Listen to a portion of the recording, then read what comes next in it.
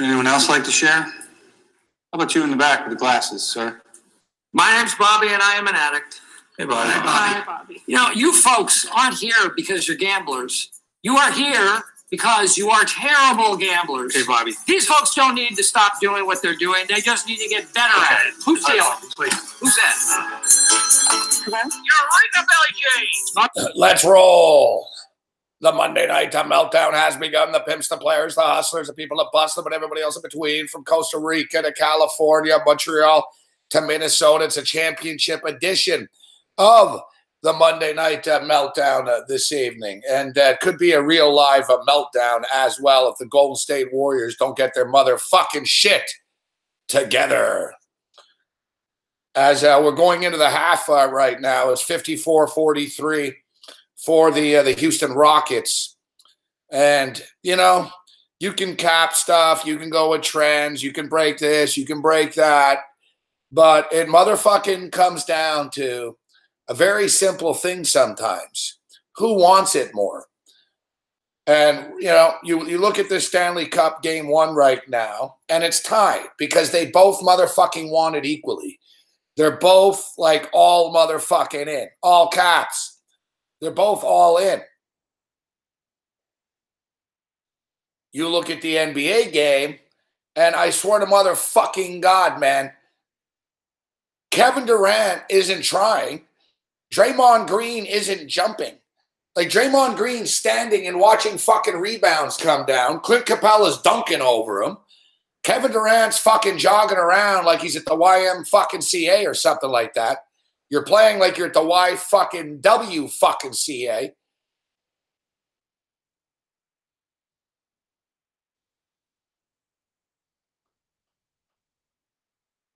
It's motherfucking unbelievable.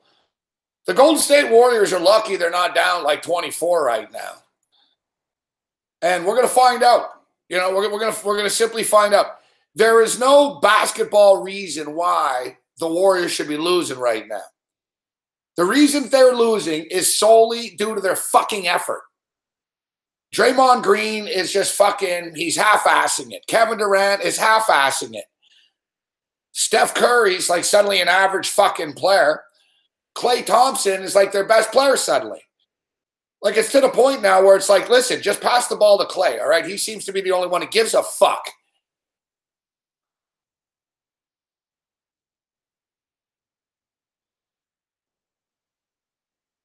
Well, looks like we'll have to get the guns out early.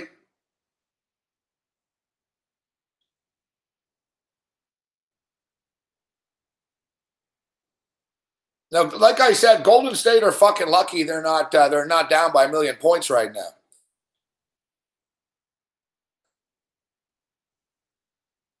Missed free throws.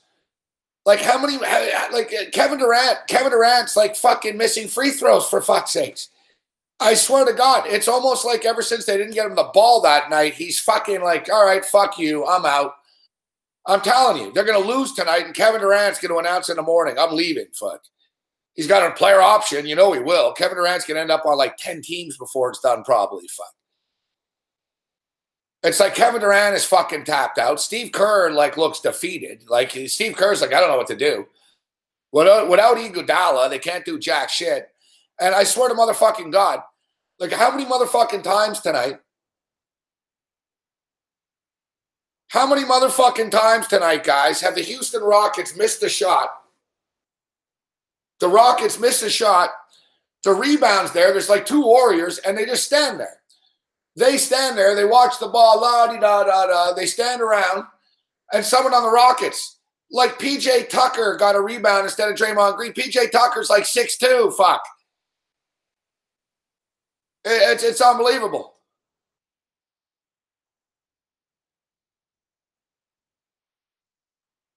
Yeah, you guys know. You know Durant's just going to bolt after this. He's got a fucking player. He's got a player option. He can leave too.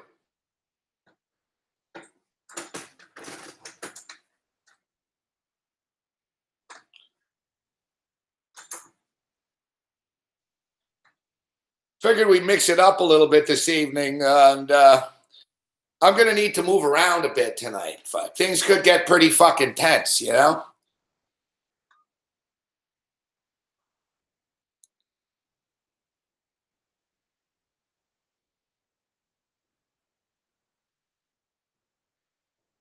Now, Paul Bovey might join us here. He might join us in a minute. He might not. I didn't see his motherfucking message. I spoke to him earlier, and he said he was going out and he could do it. And I told him, nah, whatever. Just fucking go out then. And then he sent me a message back. He sent me this morning. Fuck. I can't believe I didn't fucking see this, my stupid phone. I just didn't pay fucking attention, man. Fuck. I pulled a Jazz. I didn't pay attention.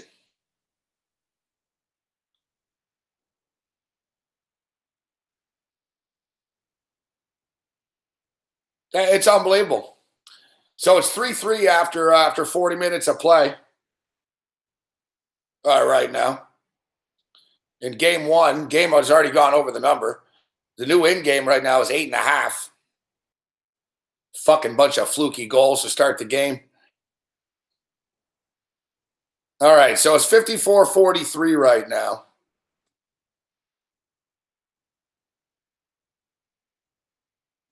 The second half number. The Golden State Warriors are -9. The total is 103. I think the pace is going to pick up a bit. It means the new number is 199.5. It's 54-43 right now. They're going to bust 200. The Houston Rockets are -135 on the money line right now. So, yeah, they're up by 11, yet they're only -135. If you think the Houston Rockets are going to hang on here, I mean, this is the handicap right now. You've got an 11-point lead, and it's only -135. They're spotting you 11 points. You got to win a game. I think the Rockets played about as good as they could fucking play. Like, I don't know, man. I don't know if the basketball gods are going to fucking, maybe Golden State just don't want it enough. I think it was Ted Savransky that brought it up that, they're not hungry. They don't seem that hungry. I assume that they were a great franchise, that they were a great team, that they were a dynasty. Evidently, you're not. You're a bunch of fucking flakes. That's my halftime speech if I'm Steve Kerr right now. I played with the Chicago Bulls and Michael Jordan, and I told people that you guys are better than they are. I guess I was wrong. And just walk out of the room. Fuck. I'd honestly, if I'm Steve Kerr, I'd go into the room and I'd say, this is some fucking bullshit. I'd pull a Bobby Knight. I'd say, this is some fucking bullshit, man. You know what? We've been to 3 straight motherfucking finals. You guys want to go out like this? Is this it? Is this the way you want it to fucking end? You guys aren't even fucking, running back on defense. What the fuck are you doing? Honestly, right now, that's what this comes down to. If the Golden State Warriors want to win this game, they can win this game. If the Golden State Warriors, get their shit together right now and stop fucking around, they can win this game. It's almost like they don't want to win. It's like a cry for help. Fuck it.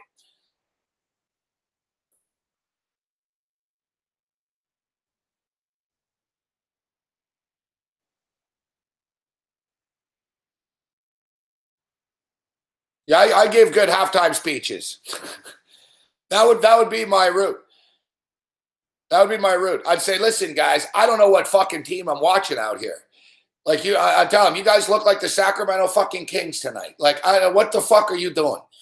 Do you guys give a shit about our fucking legacy? Do you give a shit about fucking defending this or what? Does no one give a shit? Yeah, and I'll tell them, we're going to be judged by what happens in the next 24 fucking minutes, all right? We're going to be judged. History will judge what happens in the next 24 minutes. We can write our own history right now. Which side of history do you want to be on? So step the fuck up, start playing some defense, play smart basketball, and let's go. That's not bad.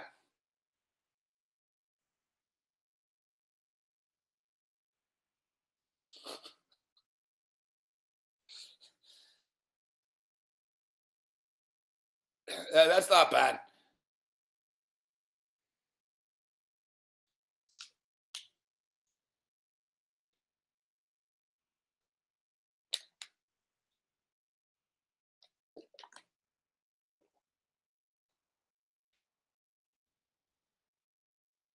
I know. I want to go in right now. I'm like, put me in, fuck.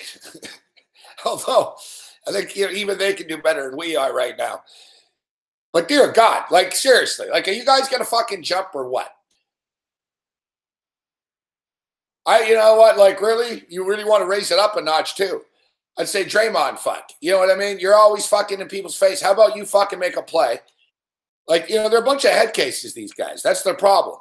They're like a band. I'm watching them tonight, and I just sort of look at them, and I'm like, yeah, you can sort of see it unraveling a bit. Like, Draymond's mother's bitching on Twitter. Durant's got secret Twitter accounts, hates everybody. You know Durant's fucking pissed that he didn't get the ball the other night. He wasn't even in the fucking play. He's been sour since. He's been shit since. Steve Kerr seems to have lost control of this. Iguodala evidently is the fucking glue. Klay Thompson gets fucking 3 fouls in the first 4 minutes of the fucking game. Like, I really don't know what more could have went wrong there, to be honest. Kevin Durant's missing free throws. They're only down 11. And you know the worst part is? They have the fucking ball with 24 seconds left and 26 seconds left at the half. And Weber even goes, well, at worst, they'll get out of this at 9. They got to make sure. Durant misses the fucking shot. And then they all watch Eric Gordon just lay it in. You just watched Eric Gordon run in like fucking Curly Neal of the Harlem fucking Globetrotters.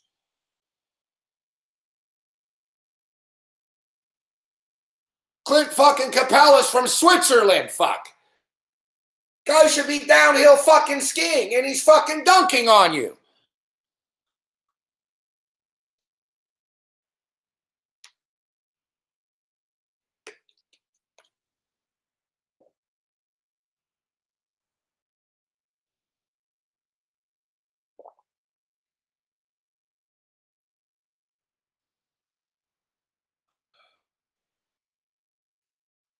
Like the Houston Rockets are terrible.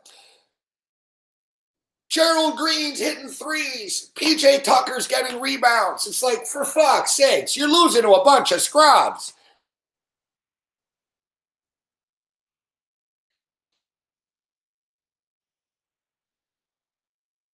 They better come back and win here, man. I'm not going to be this, you know, we're ending the fucking show, like immediately after this game.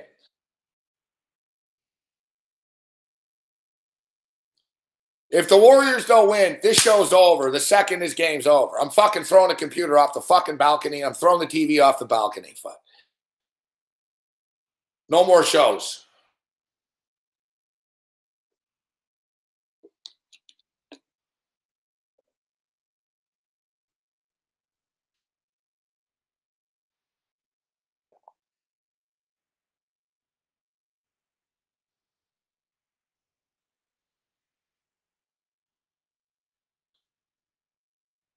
Listen, I'm already on the Golden State Warriors in the series, so. But I think the second half over. 102.5 is the way to go here. Second half over. 102.5. Bookmaker. And Stanley Cup, I'm on the Washington Capitals. It's 3-3. We'll see what happens. Is this basketball game coming back yet or what? Fuck.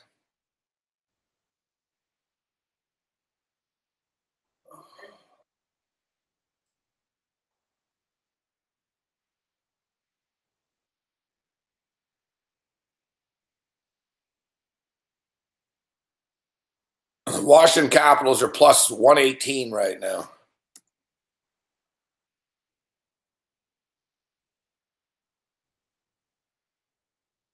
Capitals are plus 118 right now. It's the Stanley Cup championship is being played in the motherfucking desert, and Little John opened up the Stanley Cup. My grandfather played in the National Hockey League. All right. And I'm going to tell you, and my uncle played in the NHL. I'm going to tell you, this ain't my granddaddy's fucking NHL, and this sure as hell ain't even my uncle's NHL. Like, holy fuck.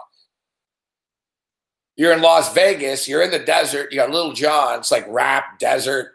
It's like the opposite of what hockey's always been. You know, hockey's always been thought of as that sort of, you know, Midwest, U.S., Canadian, the original six. The Stanley Cup is like Montreal, Toronto, Detroit. They, you know, like really, like should be like a new six. Fuck the Anaheim Ducks, the Las Vegas Golden Knights. They got more cups than the original 6 teams combined in the last 20 years.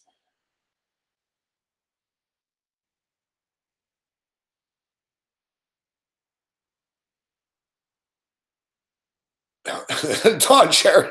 It was funny because I was thinking, I wonder what Don Cherry thinks of this intro. Like it was all crazy, and then they went to like this club music rave, doom, doom, doom, and the players come out. They go to Don Cherry, and Don's just sort of shocked, and he's like, "Whoa!" He was like, "That was beautiful."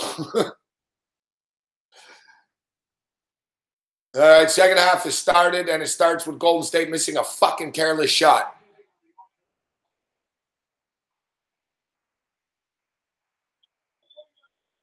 What's up, Yura? It's all good, Yura. It's nothing personal. And it starts with Harden with a layup.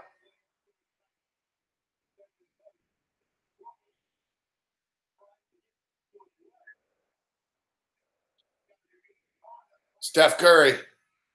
Looney. 56-45.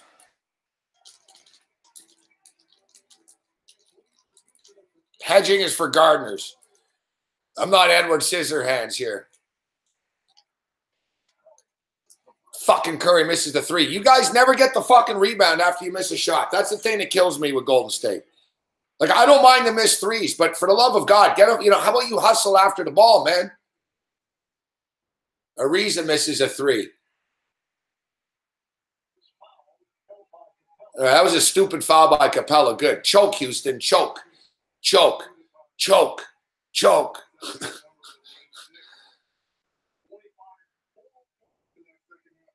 For the love of God, the Houston Rockets have tormented me over the years. I've lost a lot of money on this team in the yesteryear. Don't tell me now after all this I'm going to lose because of James Harden. That's a fucking football, fuck.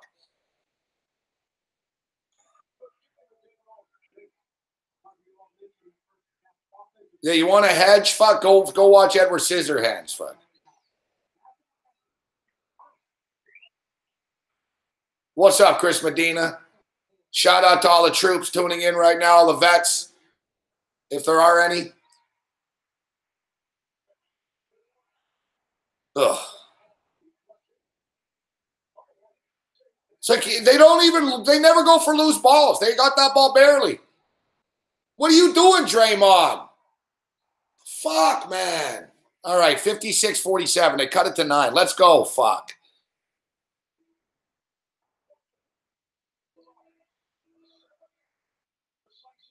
Yeah, we might have to summon Lord Gambler, but Lord Gambler's a cruel dude.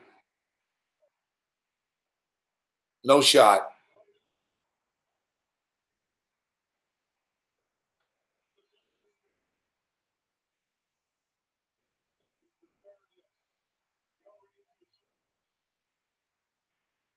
Fuck are you ever stupid, Klay Thompson?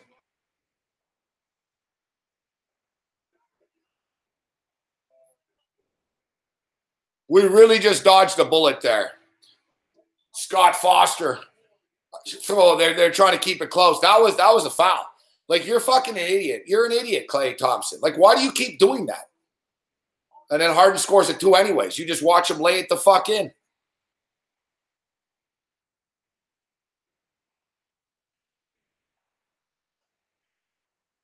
Look at this guy. They can't even pass. They got to stop giving it to Draymond Green. Nothing good happens. Fuck. And Durant, how about fucking instead of yapping, making a shot? Klay Thompson. Boom, misses. Get a rebound for fuck's sakes. Looney misses. Holy shit. Can you guys make a shot? Come on, Durant. Yes.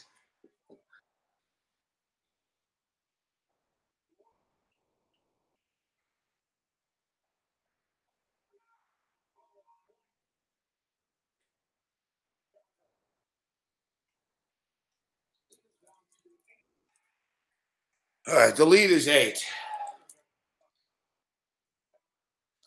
The lead is 8. I'm fucking stressed, man.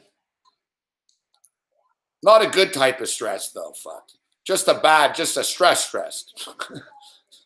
just what's up, Spenny Mac? Just a stress. An angry type of stress.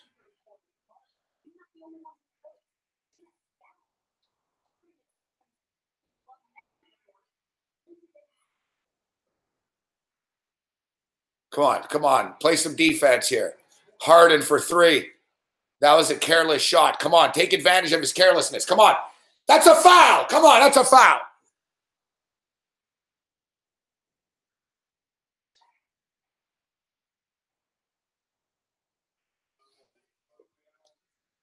Holy fuck, man.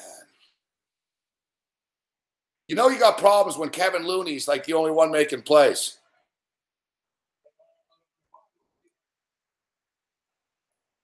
What's up, Sonny Vega?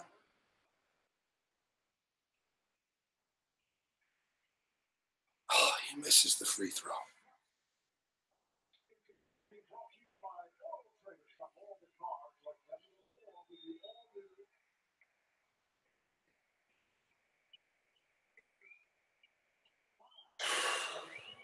Come on, hit the free throw, Looney.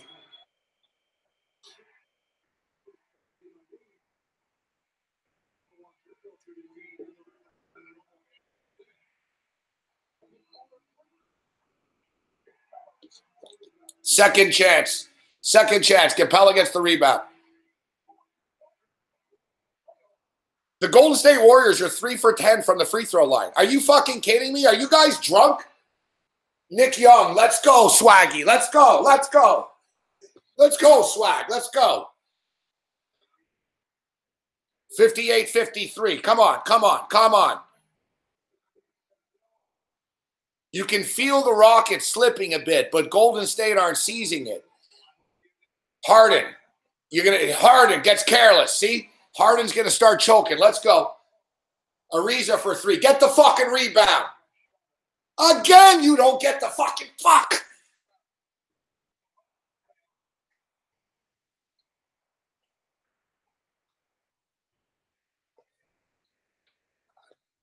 Like, how many motherfucking times? How many motherfucking times is there a fucking rebound and the fucking Warriors stand there and watch? It's like Clint Capella's the only one jumping. It's like, are you guys all wearing those shoes? Like, are you wearing boots? Are you wearing boots like out there? Are you wearing running shoes? Fuck. Is this what you're wearing? You got a problem jumping? Fucking barefoot fucking hippie, fuck. A barefoot hippie in a fucking tie-dye fucking shirt can jump higher than you cocksuckers. Fuck, I seen kids play hacky sack in a park with more step than you, fuck. White man can't jump, fuck. Yeah, evidently it's not just white man, fuck.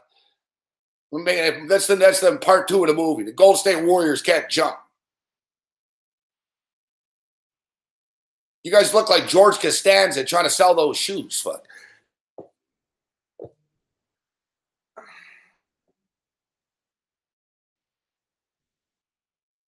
It's like you guys jump about as high as fucking like this. You got the vertical of fucking Gary Bettman's dick, fuck. You're about 2 inches, fuck. Good jump, guys. You guys ever jumped before?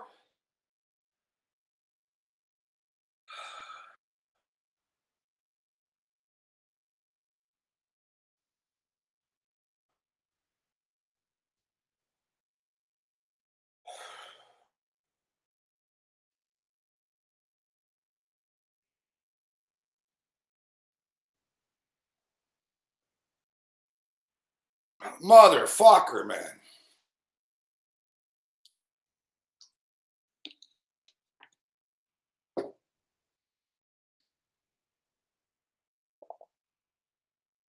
Yeah, we're dropping some fucking A material tonight. I got to remember that. You got the vertical fucking leap of fucking Gary Bettman's dick, fuck. Oh, Capitals. Suck on that, Bettman. Ooh, Capitals. Tell you, this Washington Capital team not fucking around. A lot of teams would be overwhelmed by that moment in Vegas tonight. Fuck, that was a crazy pregame show. The crowd is rabid. You got Michael Buffer fucking getting people ready to rumble. It's like Washington just were calm. You know, they came through it.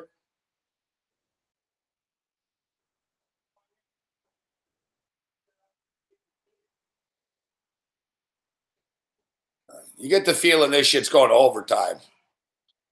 It's going to be 4-4 going to overtime probably.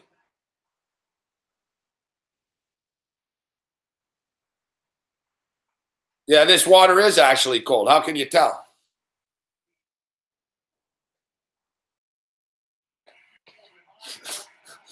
It's almost freezing my forehead.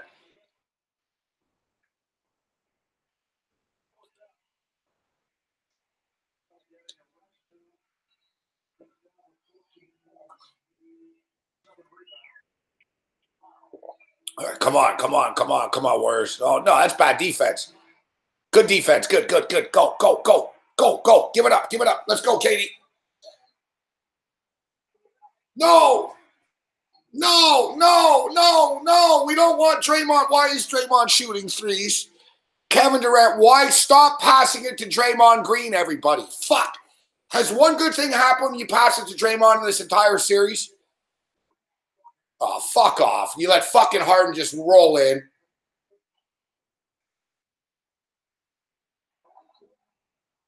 Another rebound. Oh, that's a garbage foul. Fuck.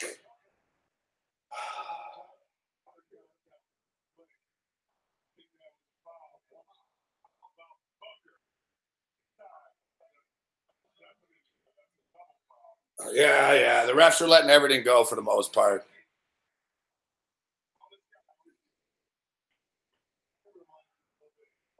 Dude, Draymond Green is a fucking menace to society, man. Like, he misses every shot. He turns it over. He's not jumping. Like, they're going to stop passing it to him. It's been a couple of times where they pass it to him and they expect him to do the right thing. Even Reggie Miller said it. Like, Draymond's wide open. There's a reason why the Rockets are leaving Draymond Green wide open at the 3 line. He can't hit a 3, and they know it. And for some reason, the Warrior players keep passing it to him when he's open for 3. He can't hit the shot. He hasn't hit a 3 in 2 years, fuck. 59-53. We're playing like shit, and we're only down 6. Here's Draymond with the ball, fuck. Fuck, man. Come on, Durant. Stop acting like a bitch, fuck. Nice pass. Are you fucking kidding me? Are you fucking kidding me?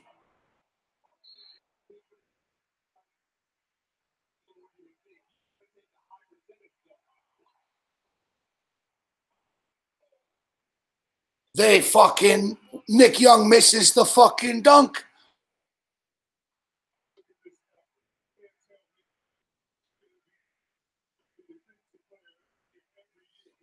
That was a nice defensive play by Draymond, but motherfucker.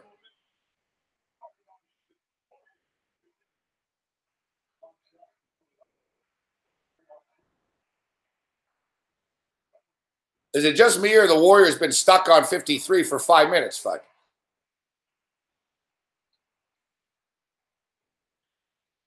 They're motherfucking battling, guys.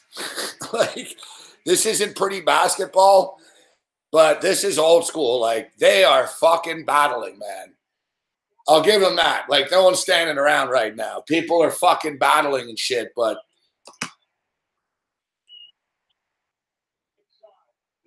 all right, Draymond. All right, we're down by 4. This is unbelievable. Fuck. I don't know if you guys noticed earlier. They tried to fuck us for 2 points. Did you guys notice this? I was going to tweet about it, but we're just starting the show. They stuck us at 19 points. And even Marv Albert was like, oh, it's a fucking 8-point lead. I'm like, no, it's not. It's a 6-point lead. They fixed it like 2 minutes later only. You guys stand around again. Hit a fucking three, Curry. Let's go. Curry, come on. Why do you pass it there, Curry? Come on. Yes. Yes. Marv Albert, yes. Bite me. Bite me, baby.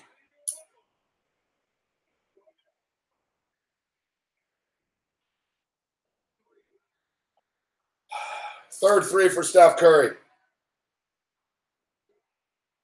Here we go. Here we go. Here we go. Come on, Curry. Again. Again. No, you turn it over. How's that not a foul? Fuck. Fuck.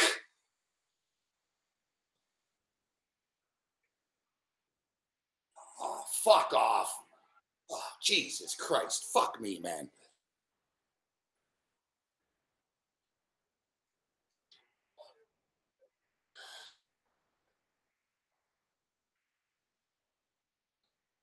Durant misses. Boom. Boom. Good, good. Foul. You see Curry, Spencer? He was run over, bro. He was run over. He's dribbling. They fucking tackled him, essentially. They tackled him from the back, and there's no foul call.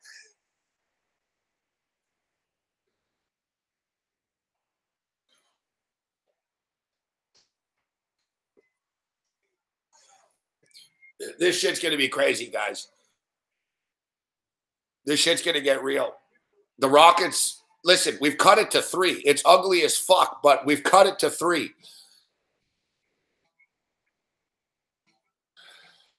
Dude, the Rockets have been doing this shit all series, JJ. JJP, you're right.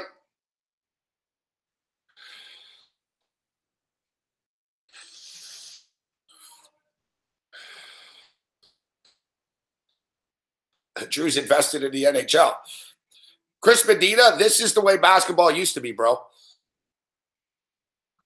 This is the way basketball used to be. People always yearn for yesteryear. This is what it was like, dude. Like, trust me, I know. I watched it. Like, this is what it was like. It's a little less physical, but NBA playoffs, man, the Knicks and the Heat, man, it used to be first one to 82 wins the game. Fun. It would just be a slugfest. Every possession would just be a fucking battle. It'd be the same shit. People getting mad. Oh, fuck, he missed again. Fucking, it's like everyone's getting mugged and shit. That's what's going on out here. That's a good thing, Pushy. What's up, Profits for Life? We got no one to pass it to.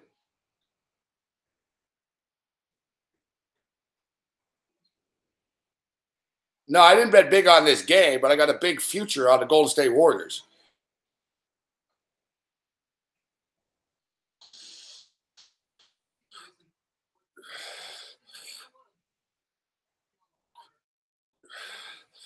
I don't have a problem with it, old man.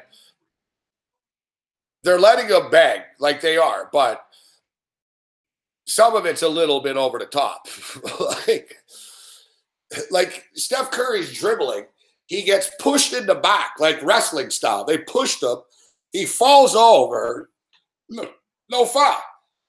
But on the other end, look, PJ Tucker went in there and got body fucking checked by 2 dudes. Like, you see PJ Tucker goes into the paint. His face gets, like, crushed in between Draymond and Young. Like, they mugged him, fuck, and no call.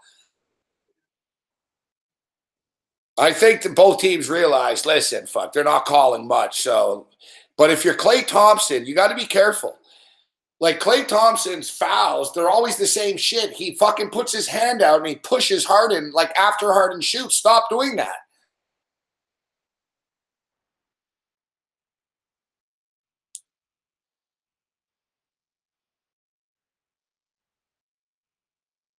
I will admit, though, that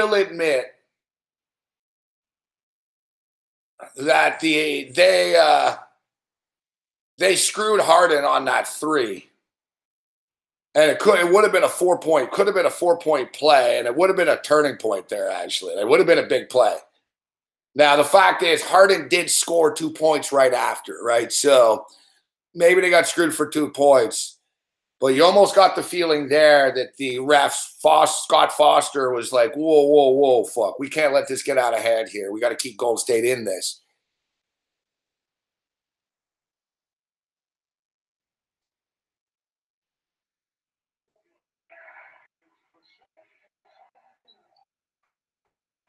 Was that a 3?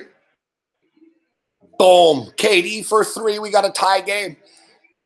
Listen, the crowd's not quite as loud anymore. Let's fucking take the air out of this building, guys. Come on.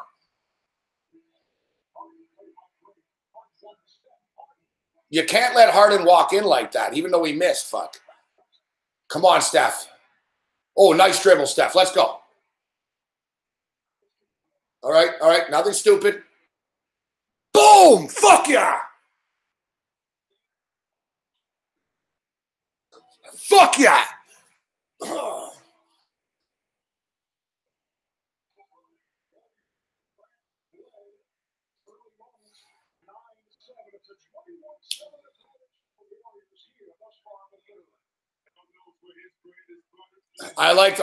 We need Curry. Curry's coming alive. You see his dribble behind the back, one under the basket. No hesitation with the shot. That's Steph Curry. I like that. Good. Let's go, Steph. Look at the crowd starting to get a little tense now. Come on. Fucking let's make them more tense.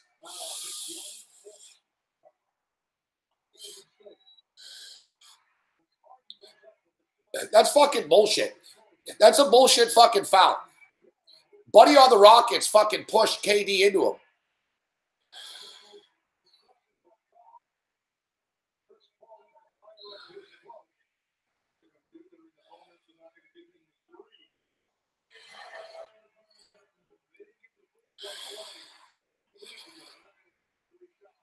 What's up, Jazz?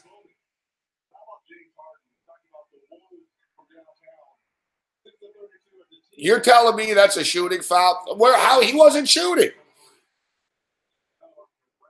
Are they over the limit? Oh, they're over the limit. All right.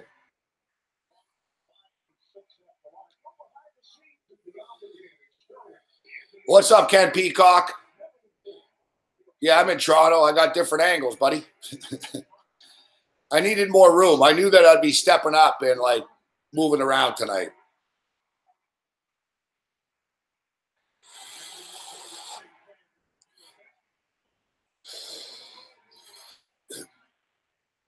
Fucking buddy on the Rockets just pushed the Warrior again. Curry's heating up. Let's go, Curry.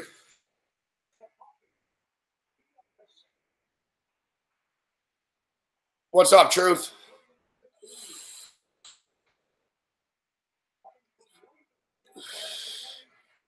Sickwit, Chi-Town, Skitwit. I looked today, Jazz. I'll check tomorrow. It wasn't today. I looked.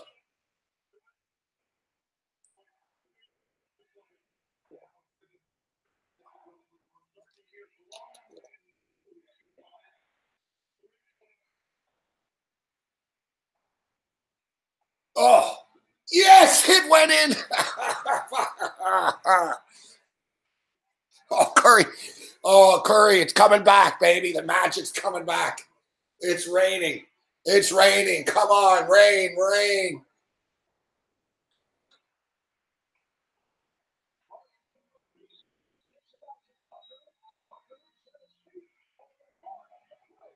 Gordon misses. Get the rebound. He should have got that rebound. That's another loose ball you didn't get. Fuck me. It's going to be a 3-point swing. Again, you didn't get the rebound. Get the rebound. Go. Curry, shoot. Yes.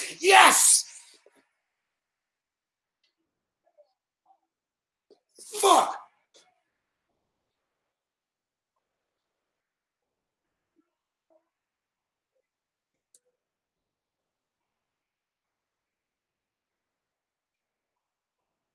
Come on, Curry.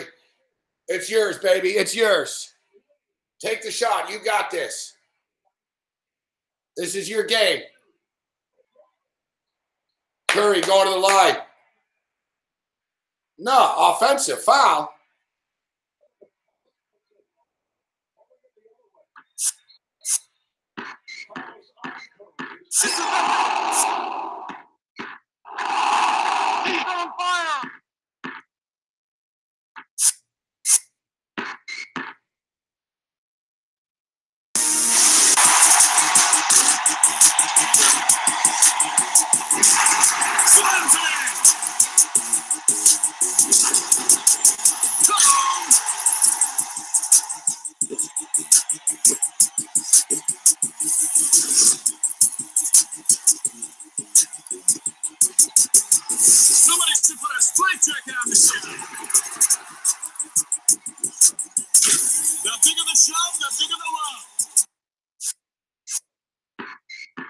72-65.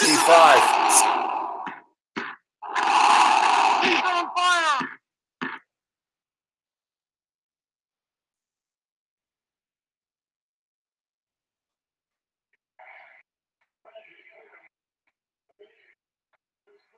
72-65. Come on, KD. Foul. Nice.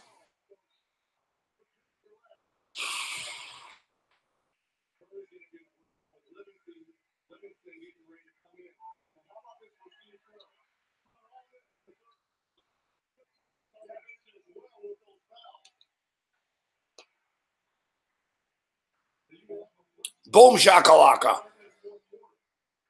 That's a great game, that game, huh?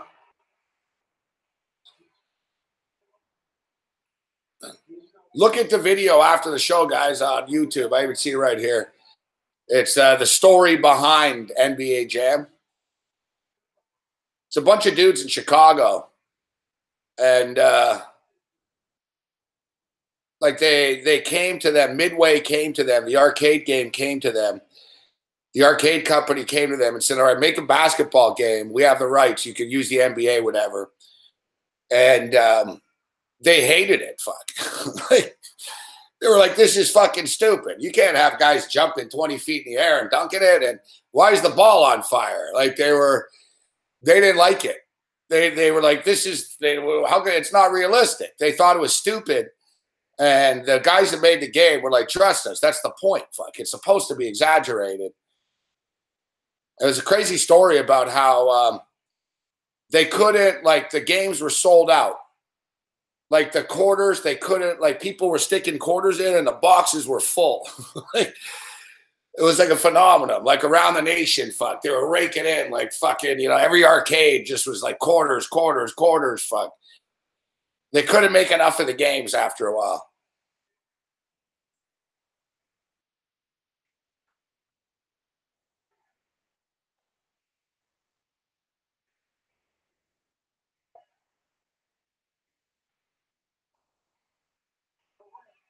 Durant forced a three. Nice rebound.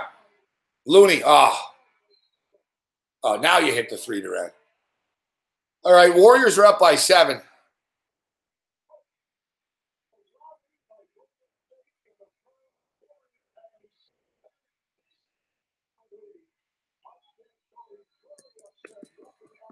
Mike D'Antoni very upset. When is Mike D'Antoni not more upset? Mike D'Antoni's fucking more pissed off. He's angrier more hours than in a day than Kim Jong-un is.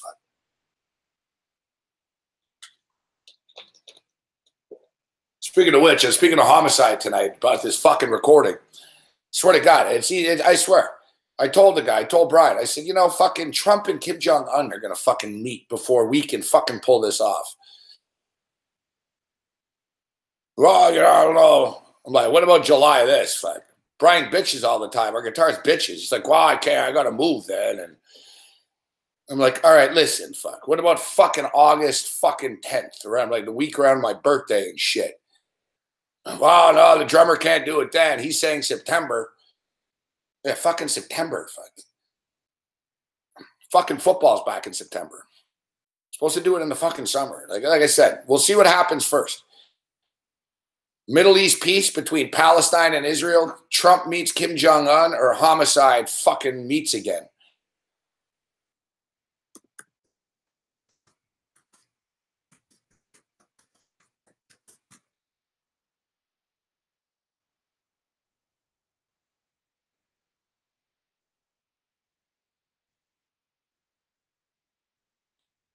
NBA Jam. They also made NFL Blitz. Remember NFL Blitz? That wasn't bad, but it wasn't as good. But it wasn't bad. The 2-on-2 hockey one, I liked. The hockey one was pretty much like as epic as the basketball one. 2-on-2 open ice challenge. I remember those days. I was always the San Jose Sharks, fuck. Sandis Ozilic at defense. Bam, fuck, with the puck and shit. That was pretty cool. Let's see, I'm trying to look up how much money they made, though, on it. Tournament edition.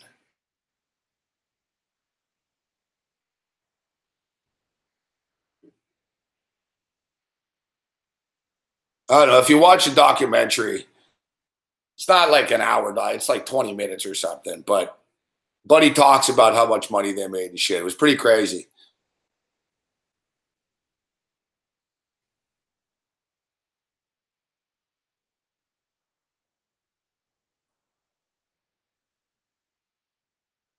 Yeah, Doug Wilson. Remember Doug Wilson? Yeah. Yeah, remember David Mangler? Sandis Ozilic.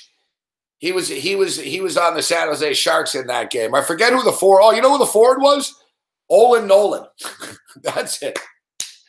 It was Olin Nolan, and Sandis Ozilic. That was the San Jose Shark team. Fucking epic game, that one.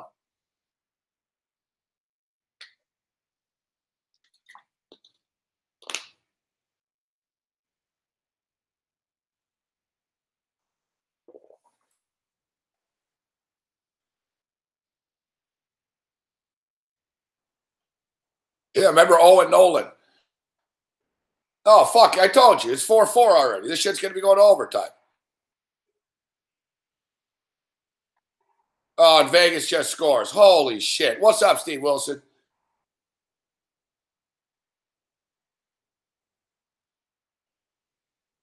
Holy shit, 5-4.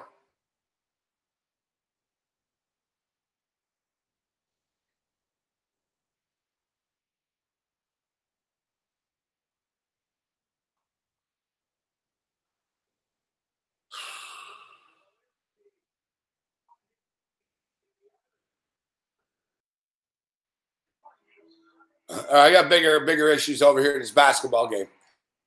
78-71. 78-71 with 11 minutes remaining.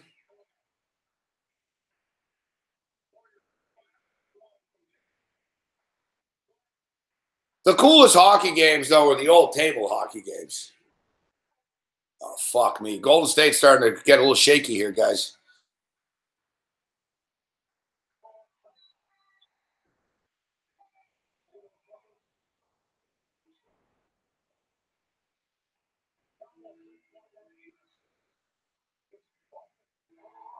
How's that even possible? The Golden State, the Houston Rockets took 14 three-point shots in the fucking third quarter and missed every one of them. Stepped out of bounds. I've never seen so many guys stepped out of bounds. The bubble hockey was cool, but even the one before, like, you know, I remember in the 70s, like the one before with the metal stick, the little fucking thing, you sort of jam it home.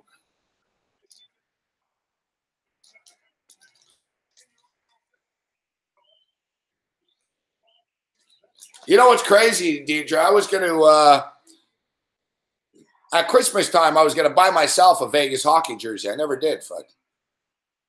If I still lived in Vegas, too.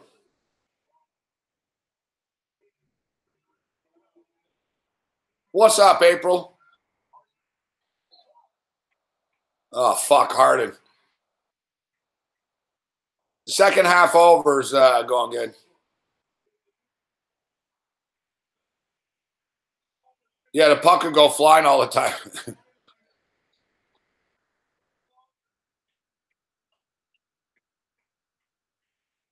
We'll talk retro toys later. A lot of stress here.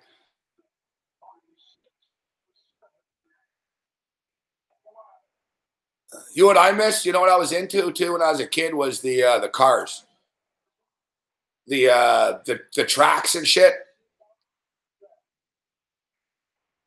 You know, like the magnetic fucking. You know, I'd have the track and the loop shit and fucking little fucking remote go for the car. Yeah. Curry misses the three. Yeah, the three different sizes. Yeah, the slot racing. The slot, the like, remember like in The Simpsons when fucking Otto and comic book guy, go away, we're racing for the championship of the world. Kurt Thompson for three.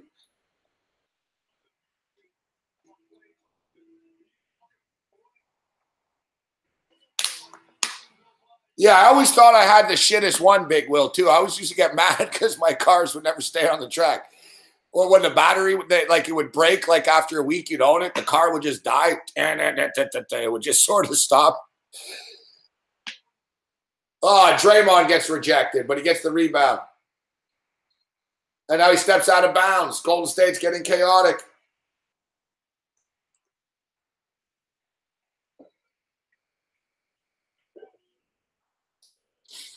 Listen, I'm so fucking old. I thought it was cool. I remember the name, but I forgot. Someone looked it up. Only older people remember, but this is how fucking ghetto it was. If you gave this to a kid now for Christmas, he'd think you're a fucking dickhead. To me, it was the greatest thing ever. It was the field goal kicker, and it came with a plastic uprights. It came with like a fucking football field, but it was made out of like plastic, like you lay it on the ground. And there was like you had like your field goal uprights, and you fucking hit the guy on top of the head, and he'd fucking kick the fucking football. I fucking love that fucking thing. Like, I don't have a lot of memories of my childhood really too much, besides playing hockey. But, like, I'm not going to lie. Like, I have very fond memories of that. Fucking bam. Fuck, you hit him on the head. Bam. The fucking ball. I remember, like, starting out, like, fucking short, and I'd be, like, lining up. I'd be like, all right, this is for the Super Bowl. Fucking, I'd have it really long. Fucking slam his head hard. Bam. Fucking try to get the ball.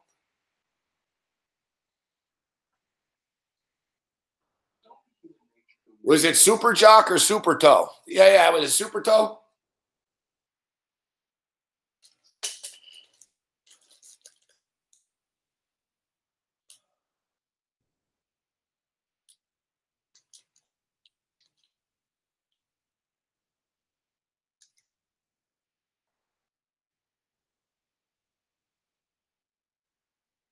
You know what I got too when I was a kid for Christmas? I was stoked. You remember, like, the Coleco. You guys remember the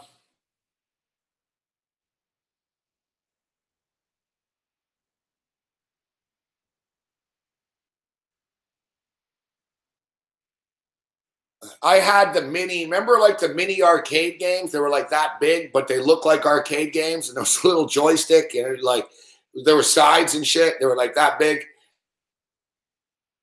I had like the Donkey Kong one, the fucking Pac-Man one. Those were fucking cool too. I think Coleco made those. I wouldn't mind having those right now. I'd play that right now.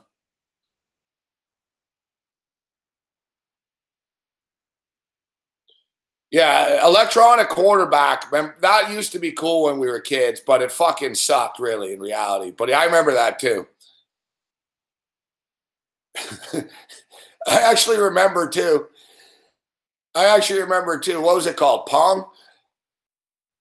Like, I remember it was a big deal fucking on video in like 1975 or something like that. I remember playing, and it was just the ball, and you just had the line, little stick, boom. It would go to one side, you try to block it, it would go back.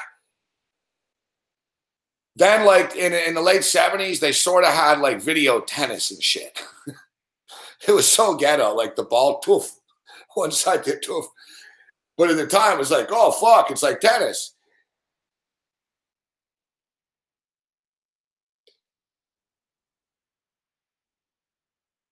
You know, like, I'm not that old that motherfucking TVs, were invented, but like I saw the total growth of the video game market from like Atari Vision, like all the way up ColecoVision and fucking all that shit.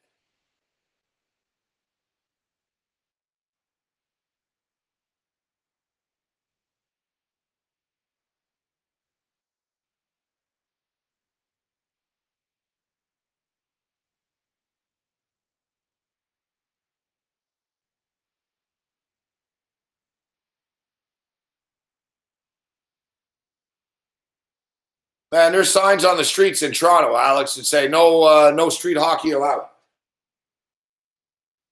It's like we're in North Korea.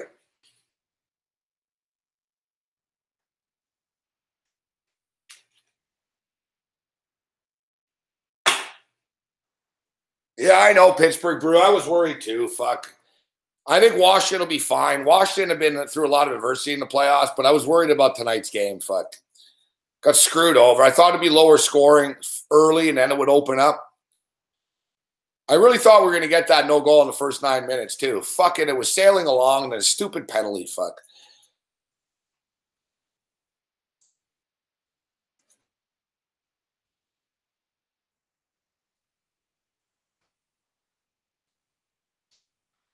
Eight minutes left. 83-73. Gordon misses a three. PJ Tucker with the rebound.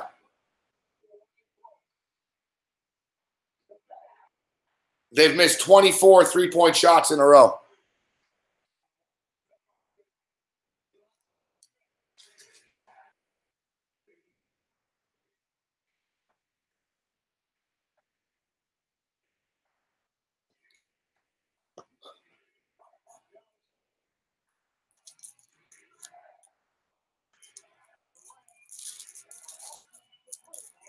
Durant for three. Durant for three. Durant for three.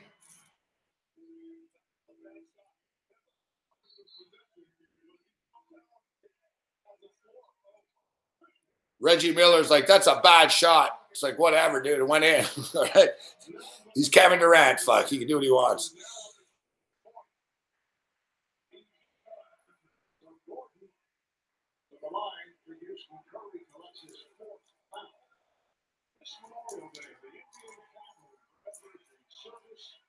In television, yeah.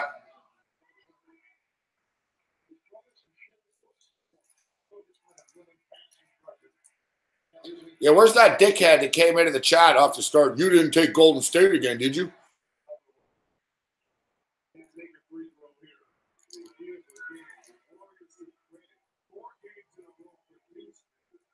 We're not out of the woods yet. There's 7 minutes left in this game.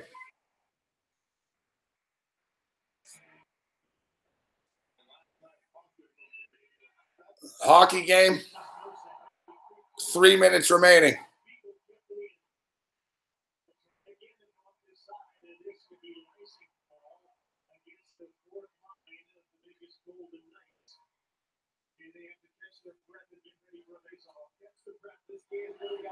Man, Vegas really forechecking battle.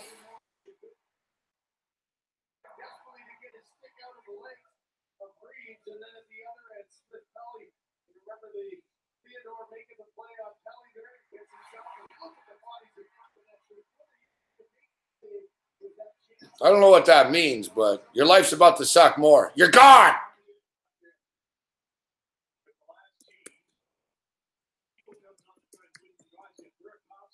I always think the trolls are good for good luck, but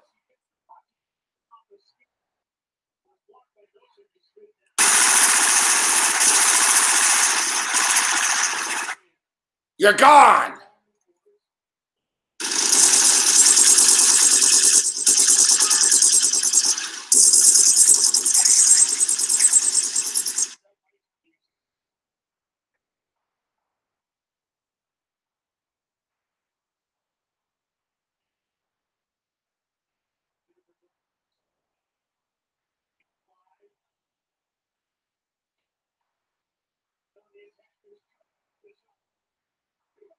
Oh.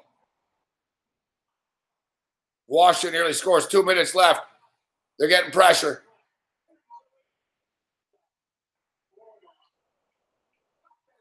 They flicked it at the net.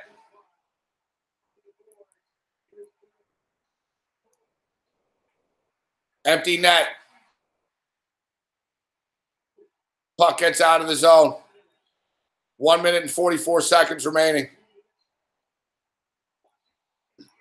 From what I've seen, Washington's played well, man. Washington, like, zinged the puck around and shit, but they can't give up so many fucking goals.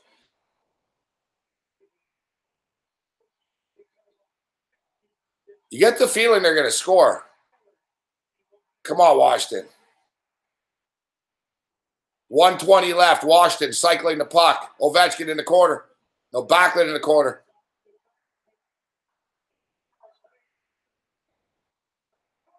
Backstrom, not Backlund.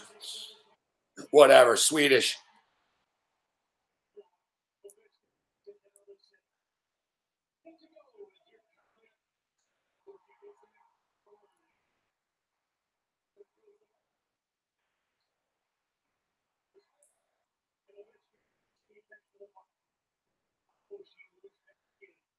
Oh! Oh!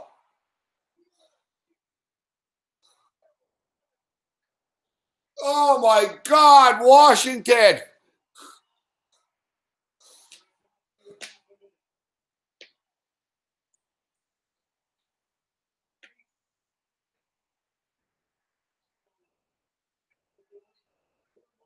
Wasn't a save. Buddy fanned on it, fuck. That should have been a goal, man. Fuck. Like you can't get any closer than that. Oh, the empty netters. The puck and a half bet. The sports books are like, no. The 1.5 with 2 seconds left.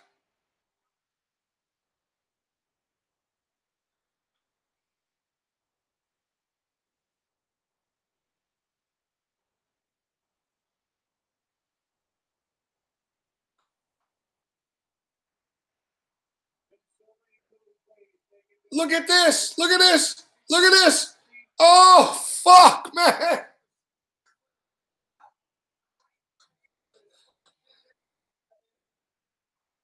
Who's number 20 on the Capitals? Yeah, what's up, Brian Rowe? You're right. Date night. Who's number 20? Who's number 20 on the Capitals? Like, holy fuck, bro. Eller? Yeah, figures. Former Canadian, fuck. Holy motherfuck. Lars fucking Eller, man. You got to score on that, bro. It's the Stanley Cup. This should be a tie game. Washer all over. Like, it was a perfect pass. It was a perfect play. That's like a soccer game where it's like, boom, and Buddy's in the box, and he rolls it over to Buddy in front, and Buddy boots it over the net. It's like, dude, fuck, man. It's the Stanley Cup. Like, we put it like,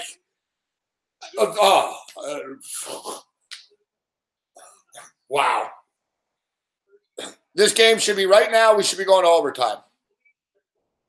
That's like fucking Jackie Harris dropping the fucking ball in the end zone there. Fuck on the Cowboys. Like, you can't miss. Like, that's like.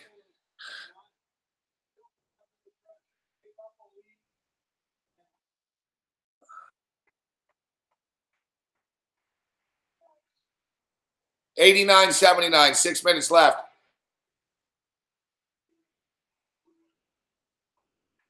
Houston scores. Yeah. Baggio, no. Eller, no. It's going to be a 7-game series, guys. No panic. What's up, Matthias?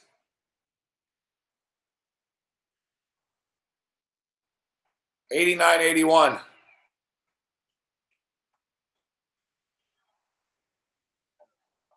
Fucking Durant. Golden State are getting a little sloppy here, man. Don't get sloppy, Poppy. Poppy, no, my couch.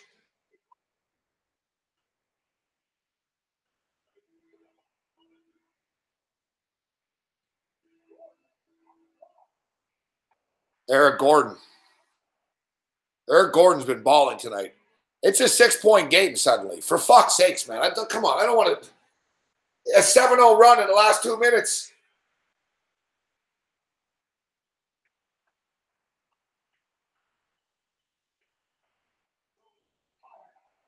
Durant. How about them corns? What does that mean, Andy?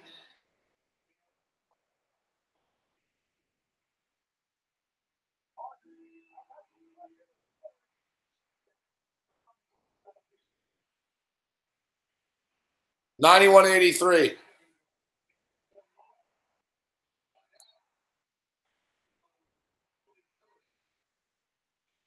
Oh, the corn. The corn on the cob. Yeah, the corn on the cob was good, actually. The chick was right. 10 minutes. It was good. I actually left her for about 15 minutes. Yeah, it was good, Andy. Thompson for 3. Boom. Oh, we're close, boys. We're close.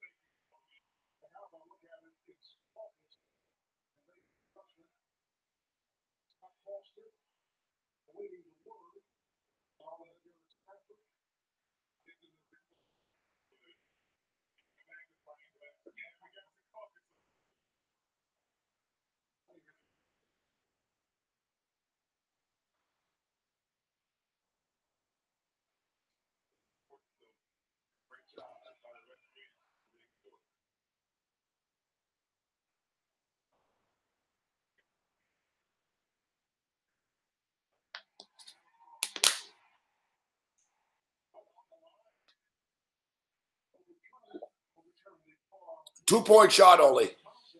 2-point shot here. So the Las Vegas Golden Knights take game one. All right, guys, how about some thumbs up here? Only 28 thumbs up. 4 thumbs down. Boo. Yeah, give us a thumbs up and make sure to check out the SBR rating guide. It's right here under the comment section on the YouTube page.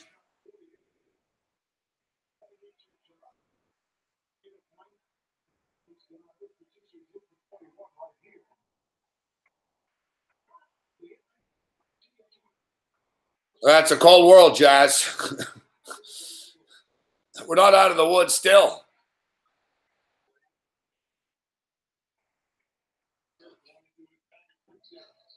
But listen, we're going to have a series price in a couple of minutes after this. The NBA Finals will be known, and there's really not a lot of waiting, guys. It's crazy. You got to wait more in between these fucking games than you do for the finals to start. They start Thursday. Boom, Durant. Boom. I was hoping to bust out my Golden State Warrior jacket, but I can't find it. I didn't want to jinx the game by putting it on halfway through the game. I was going to bust it out. We'll save it for the finals.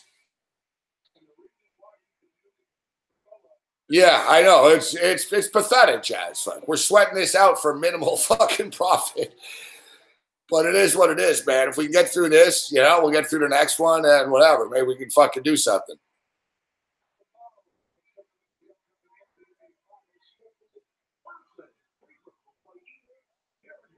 So it starts Thursday, and then there's a game Sunday.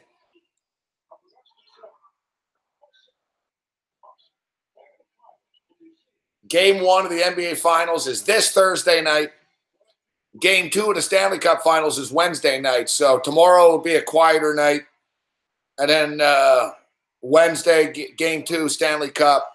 Thursday, Game 1, NBA. Saturday, Game 3. So basically the nights this week, there won't be these playoff games. It'll be Tuesday and Friday.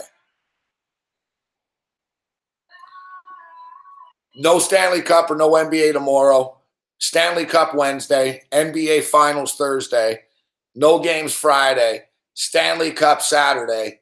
NBA Finals Sunday.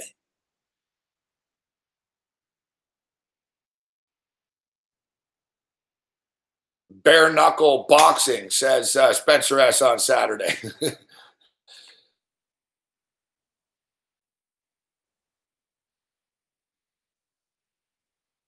That'll be game 3. That'll be game 3 Saturday night from Washington, D.C.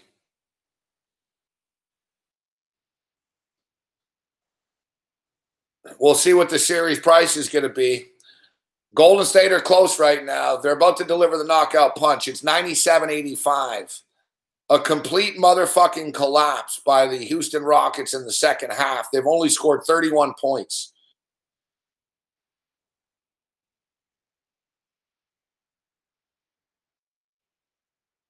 They've scored 31 points. It's amazing how these teams in the NBA, when they hit the wall, it's the same thing. Like last night, Boston hit the wall. And it was the exact same thing. Like Boston couldn't hit a fucking 3, man. Like If they moved the three-point line 2 feet away from the basket, they would have missed. Yet they were insistent on shooting threes constantly. Like for the last 6 minutes of the game last night, Boston just took 3 after 3 after 3, even though they were only down by 3 and 4 and stuff. And the Houston Rockets tonight in the second half, man, it's just they just keep fucking shooting and they keep missing the three.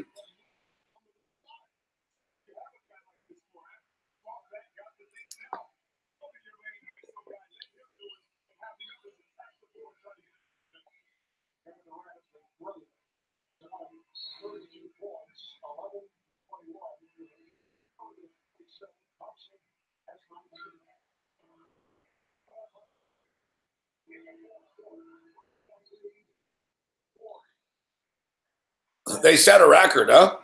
25 straight. You know, it's amazing to me. They took 14. They motherfucking took 14 fucking threes in the third quarter. Like, you figure, like, guys, like, I get it. You're a three-point shooting team, but it's a little excessive. 14 threes in one quarter. So who are you, Loyola Marymount? 97-87. For us to hit the second half over, we need Houston to battle and be competitive here a bit. Harden's got 28 points, but he's taken 28 shots to get it. Here's Durant. Turns it over.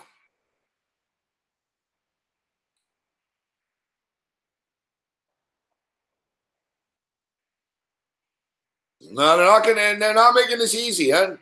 Durant turns it over, and then Draymond Green commits a foul.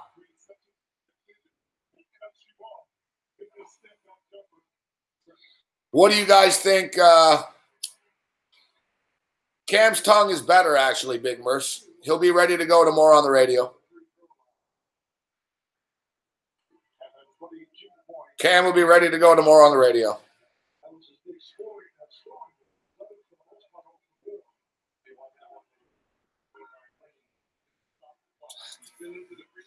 It's a good question, Kyle. I don't know, man. It's not like Golden State are invincible right now.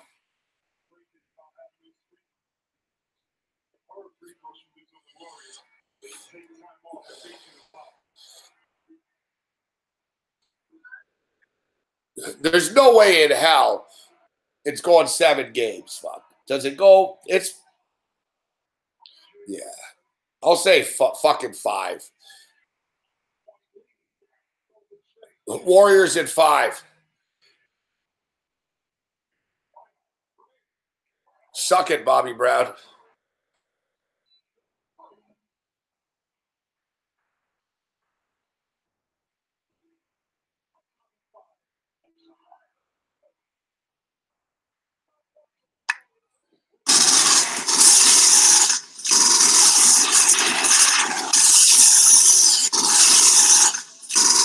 But thank you for giving us another view.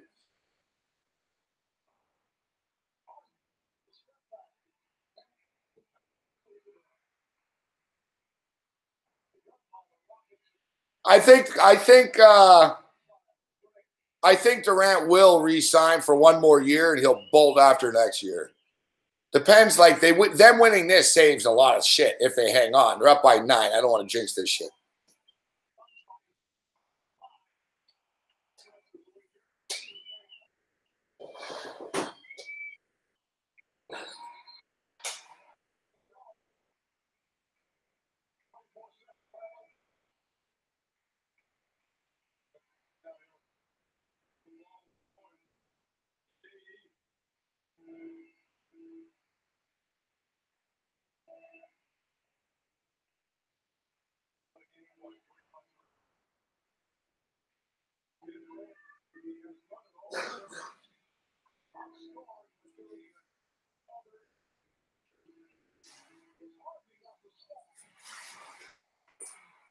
Here we go.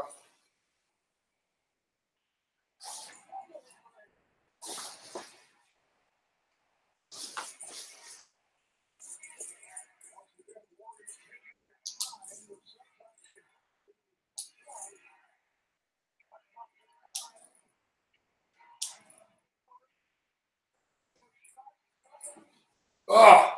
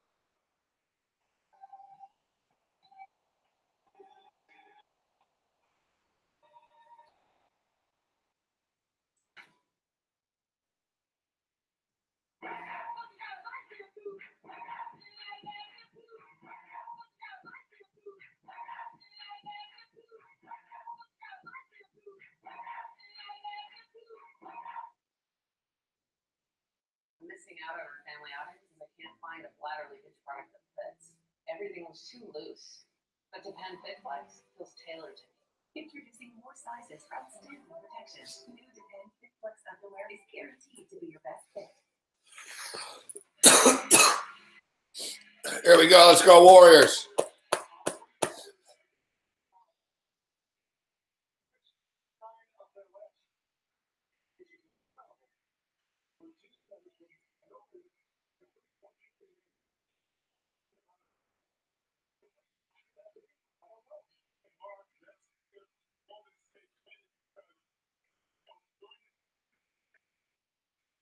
We're gonna fucking throw this down the garbage chute. Fuck if they lose here tonight. Fucking the jacket goes fucking off the balcony.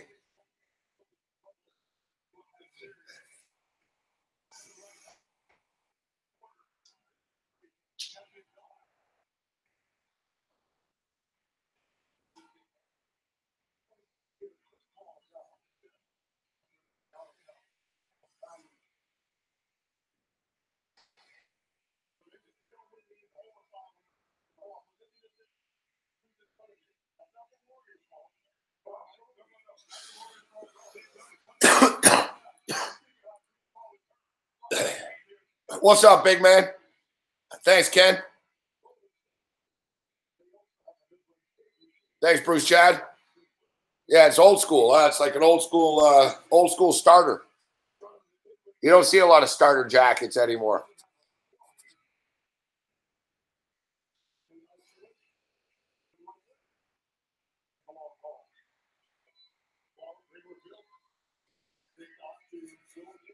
I like it because of this. I like the bridge.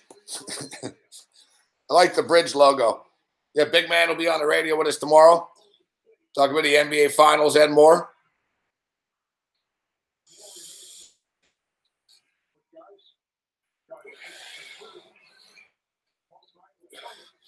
I still have my Raptors jackets right here.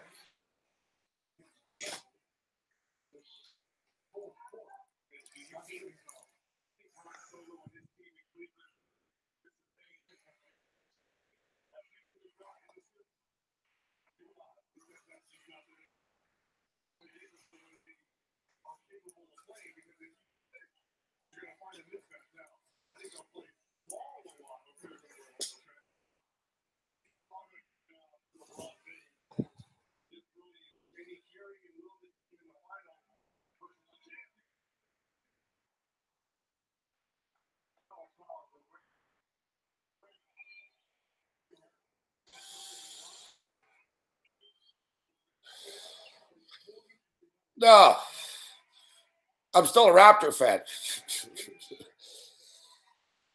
I didn't buy this. I got this from a sponsor. They gave it to me. One of the perks of being on TV. One of the few perks. You get free clothes every now and then.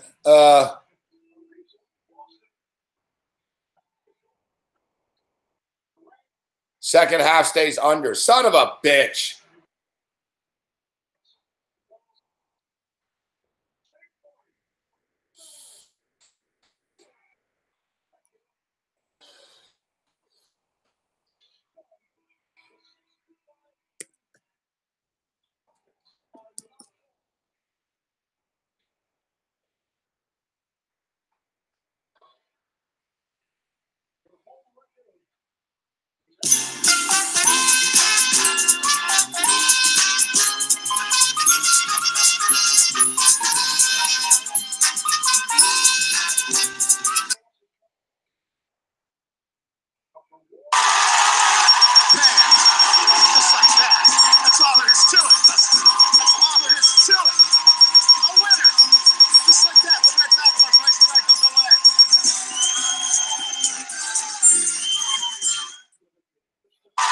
A winner.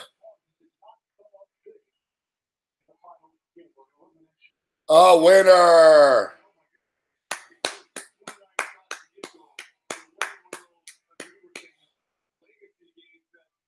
Whoa. Never in fucking doubt, huh? That series was never in doubt. That was one of the easiest series prices that, yeah, who are we kidding? Holy fuck, that was a fucking sweat job, man. No, we're fucking idiots here. We took the Golden State Warriors at minus 350. It's almost embarrassing. We took the Golden State Warriors at minus 350 to win the title. We did get in at the Warriors at minus 110. At least we showed our conviction here. Like when we were down 3-2, we already had $1,000 on the Warriors and we bet it again. Fuck. We're like, fuck, we got to bet it again. It's minus 110.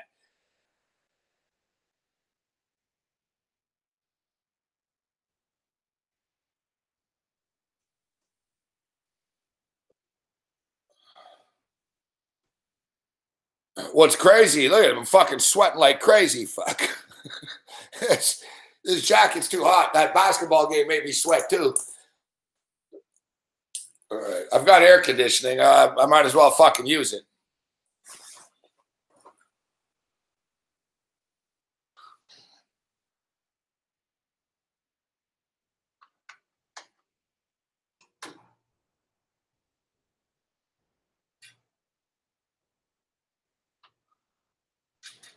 Going to be like a fucking meat locker in here, like Goodfellas in a couple of seconds. The next troll that comes, we're going to hang you like a piece of meat, fuck. Like Robert De Niro.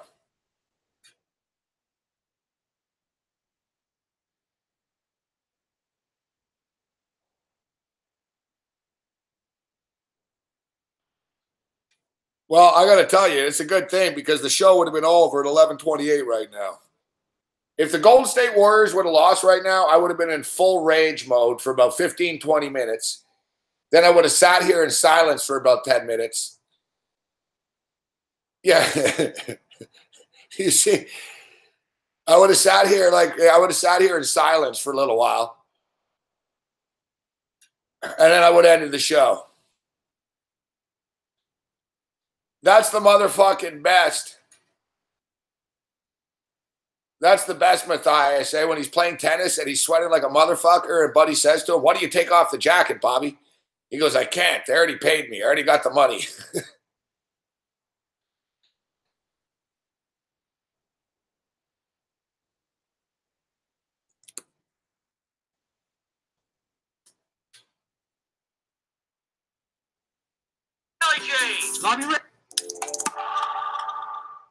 Anyone else like to share? How about you in the back with the glasses, sir? My name's Bobby, and I am an addict. Hey, Bobby. Hi, Bobby. You know, you folks aren't here because you're gamblers. You are here because you are terrible gamblers. Hey, Bobby. These folks don't need to stop doing what they're doing. They just need to get better at it. Who's stealing? Please. Who's that? Hello? You're right, the belly change. Bobby Riggs. I had a great idea. Male chauvinist pig versus hairy-like feminist. Rest in peace, Bobby Riggs. What's up, big man? You need an edge. You need an angle. Did we put a lot on the Warriors -6? No, but we had them online.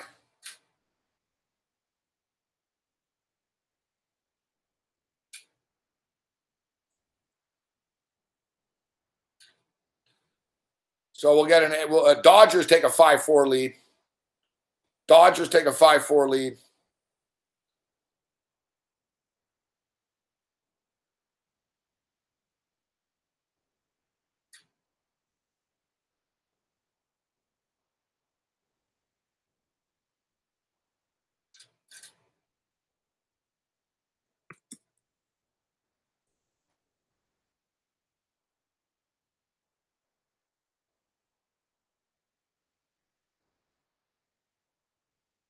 Before 2015, no two teams ever played in the NBA Finals more than twice in a row. The Warriors and Cavaliers will now play a fourth consecutive year.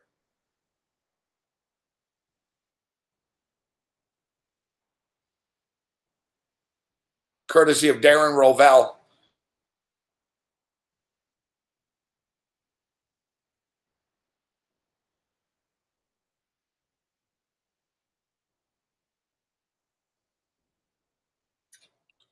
Man, the Cavaliers and the Warriors in the finals is sort of like it's like a movie series.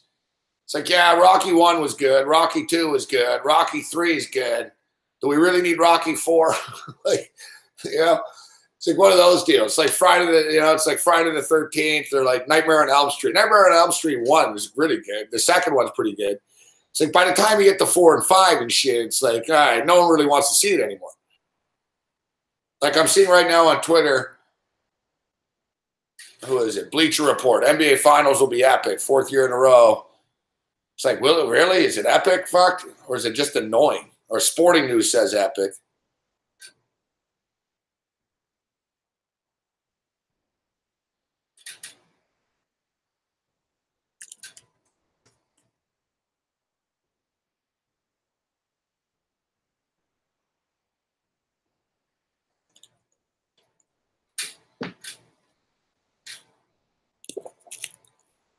One of the coolest interviews we ever did was with Apollo Creed. We had Carl Weathers on the show.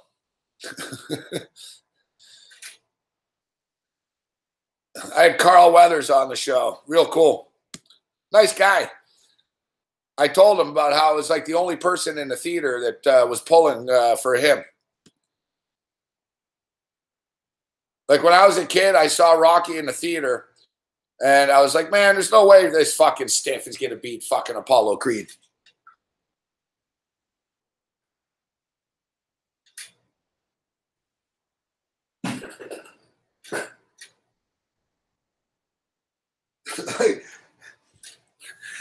like basically,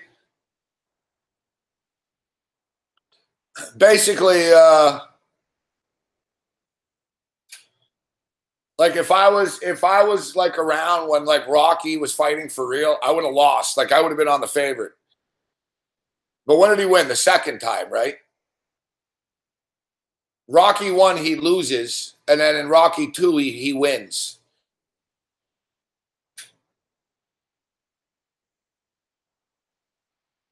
I never seen the new Rocky. I never seen the new Rocky one, like that one, the recent one. I think they're making another one now again. I heard good things about it. I always say, oh, I want to see this movie, and I never see it, you know. I said that about that Bruce Willis Death Wish movie. I tried to watch it online, but it was the video feed was shit, so maybe I'll try another time.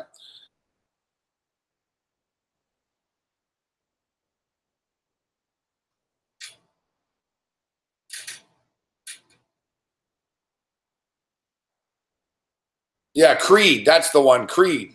Looks good. What's up, Tilo? Yeah, Creed looks good. You know what movie? You know what? I haven't gone to see a movie in a theater since I broke up with my girlfriend, my ex-girlfriend.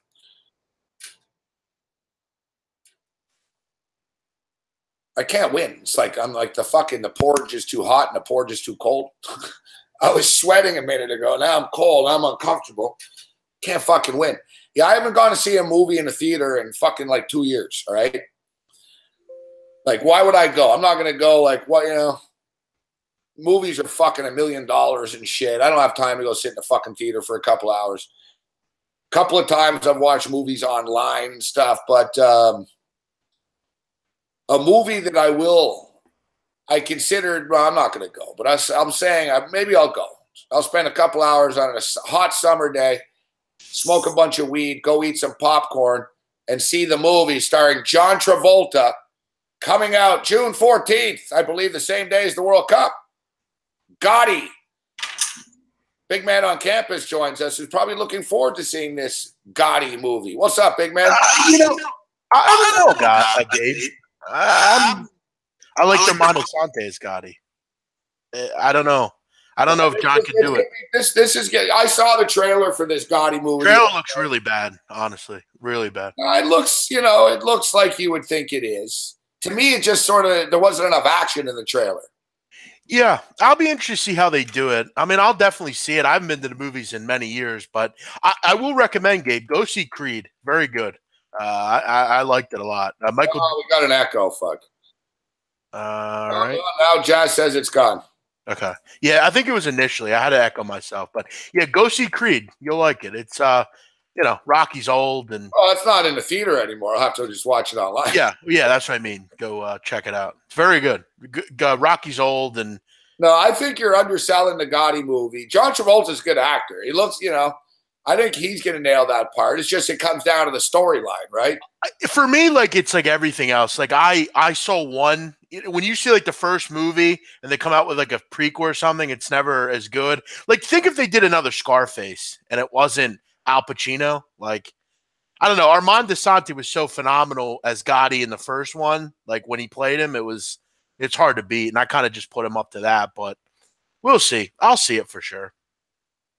What's crazy to me though is that Gotti was responsible for so many deaths and shit like that, and it's funny. It's crazy the era that we're in now. Like his kid is like fucking at the movie premiere in fucking France and shit with the actors with John Travolta. Well, his son's a complete moron. I mean, his son was a complete idiot, and I want to see how true the movie is because if you know his son was a complete lackey, and the only reason he was anything was because his father was who he was. If you ask anyone about him, they'll call him a complete idiot. But we'll see. I'm sure they'll paint the son to be some rocket scientist, but we'll see. I can't get by John Travolta. I only think of his Saturday Night Fever and that kind of stuff. No, John Travolta is a good actor. I literally can't remember him in anything. Like I just can't. You never seen Pulp Fiction? Oh yeah, other than that, I guess. I feel like I don't know him in any other movie. Grease, I guess. Like all I see is Grease and I see Saturday Night Fever. Grease, Saturday Night Fever. No, he's done a lot of shit since then. But you're right. Like really, really, over the top good shit. He's in a lot of bad movies. Sure. You know what I mean? Yeah, he's done a lot of good shit too. But yeah, I'll definitely go see it. I mean, they'll get my $10 or whatever it is. But you're right. Movies are expensive, and I have like a fear of going to the movies. I'm not a big fan of how you have to like movie theaters. Freak me out, honestly. It's kind of one of my. Pretty sad about movie theaters. Well, they're just scary, man. Like the way they like you're sitting there and like that little tunnel you walk up. Like it's just kind of freaky. Like anyone could walk in. There's little to no security at movie theaters. I don't know. It's kind of freaky. You're like a sitting duck, Anywhere else you go, like you go to the mall, like there's exits and they're close to you. You're up at the top of a movie theater and somebody comes in. It's like I'm like trapped, I don't know. It's like a parked car. I don't know. Yeah, you could get run over fucking crossing the street too. True. Good point. Not how many movie theaters have been shot up? That one time in Colorado. True, none. You're right though. They don't have. I don't think they don't have metal detectors. Good point. Now I'm looking at his movies here. He did. The Taking a Pelham 1, 2, 3 is not bad. Hairspray is a big like critic hit. I didn't see that shit though. I didn't see that either. Yeah, I mean, he's literally been in like not many movies. Like, it's kind of. Battlefield Earth was fucking terrible.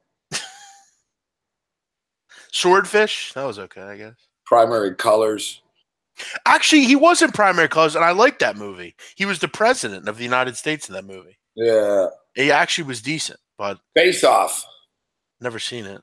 You never seen Face Off with Nicolas Cage? They fucking switch faces? No, I can't say I have. Get Shorty was horrible. That was a terrible movie. Get Shorty's not that bad. I like Get Shorty. There's Pulp Fiction.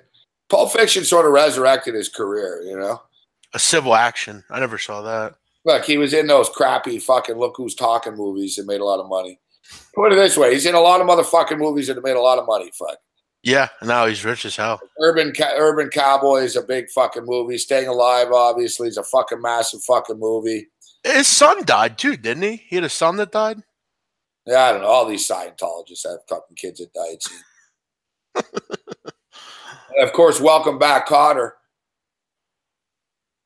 True classic. Welcome back. I got to tell you, I watched this hockey game tonight, and I'm not a big hockey guy, but I'll tell you what. I mean, really impressive, man, to watch stuff like that. That's compared to the NBA. I never thought I would say like, wow, I'd rather watch this than the NBA, but that was it's pretty impressive, man. Yeah, it was a high level of hockey too. Like, yeah, it really is. Great point. Those guys, that's like hockey at its highest level. Fuck, it's fast. The puck's flying around. Yep. It's not the best hockey I've ever seen in my life. I like to see it a little bit more intense, but the speed level, it is intense. But hockey just used to be a little bit more violent in the playoffs. Like in the old days, you could fucking hit someone pretty hard and fucking do some dirty shit to them, and they wouldn't call it.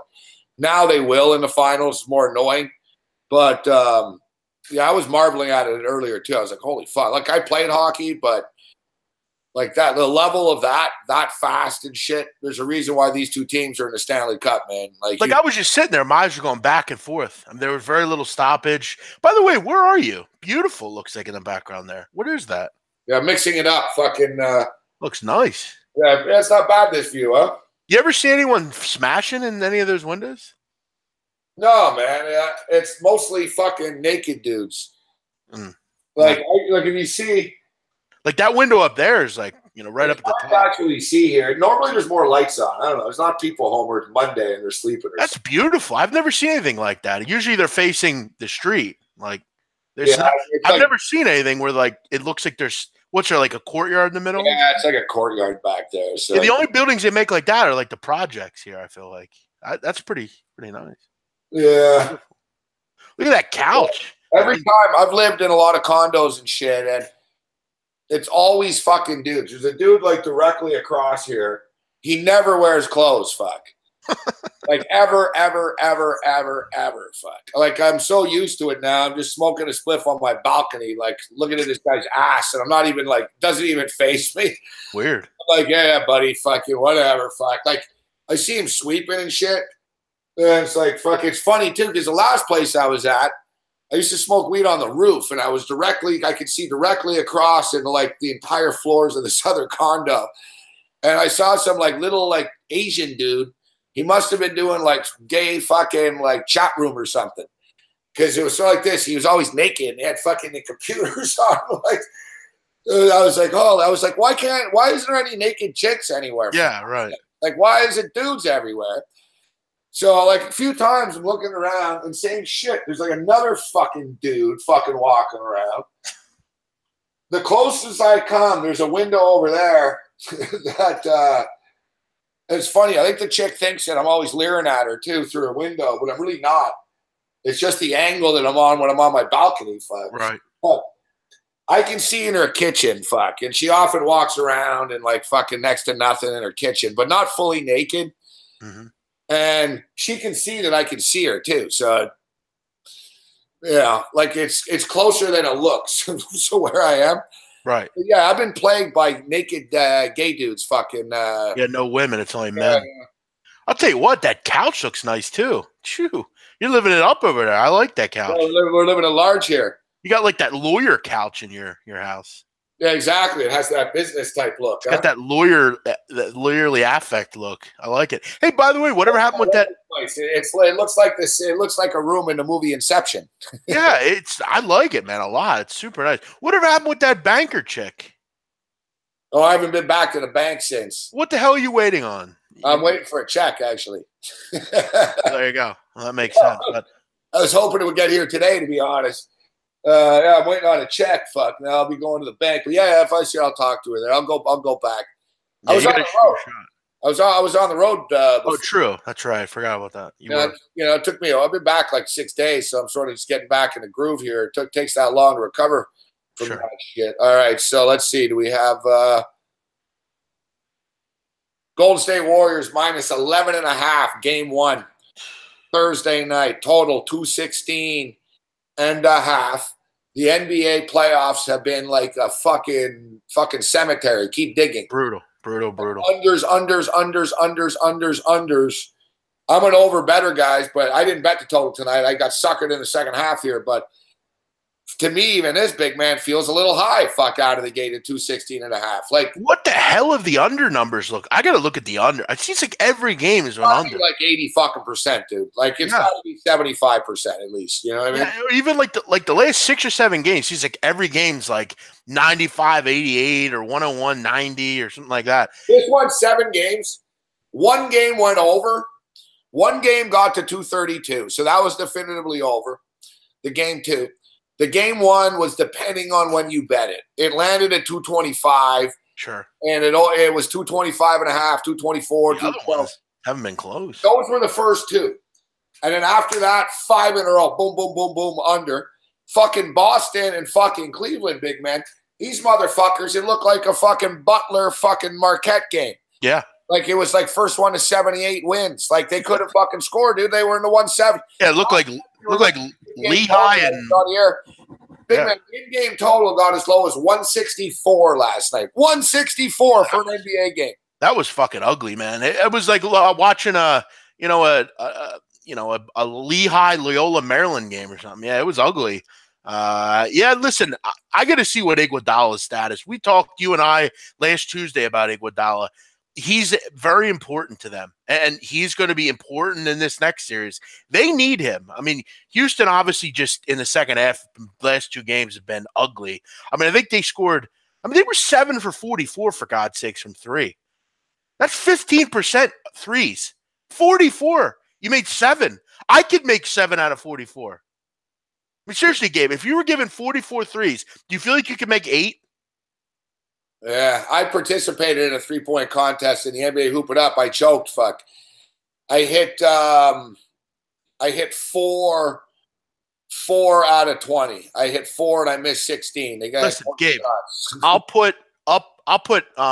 make it 2,000 max.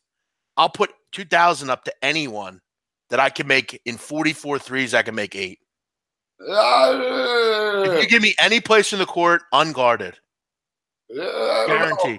No, I don't know, big man. I bet I can make 10. It's not as easy as it appears. Well, listen, all I'm saying is that is absolutely pathetic that you make 15% of the threes. Absolutely disgusting. What threw me off at the NBA Hoop It Up was, I used to play a lot too, but what threw me off was the fucking basket. I never shot on that rim before. It was in a parking lot. And there was like 1 million baskets and shit. So I didn't have the depth perception. And I figured it out after like fucking 5-6 shots. I started hit some. I wish I could do it over again. But, if you know the basket, that's why we always talk like for even college kids get fucked up in certain gyms and shit like that.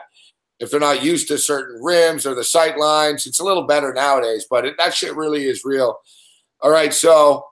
Yeah, the Rockets missed 25 consecutive 3-point shots tonight. They set an NBA record. That's unbelievable. The thing is, to me, why do you keep shooting? Why do you keep? That's what Marv Albert said. He said, at some point, dude, just stop shooting. Yes. Yeah. Like, you know what I mean? Like, it was a close game. And, like, if you're looking at it, you're like, well, it's a close game, and we're fucking 0 for 18 right now for threes. I mean, big man, they took 14 3-point shots in the third quarter of the Houston Rockets, okay? That's more than 1 3-point shot per minute. It's like, who the fuck are you? Fucking Loyola Marymount with Hank Gathers and Bo Kimball? Like, you're playing to go to the finals. I get it. You're a 3-point shooting team, but that's not being a 3-point shooting team. That's just being reckless. Without Chris Paul, they were totally and I said it too earlier. You could tell, like, James Harden was just taking these casual threes.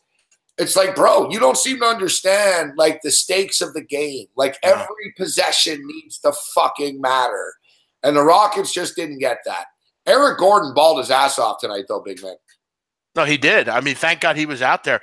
Listen, when Chris Paul went out, the series was over. I mean, they were not. There was no way they were going to beat them, either at home or away. You know what was crazy, though?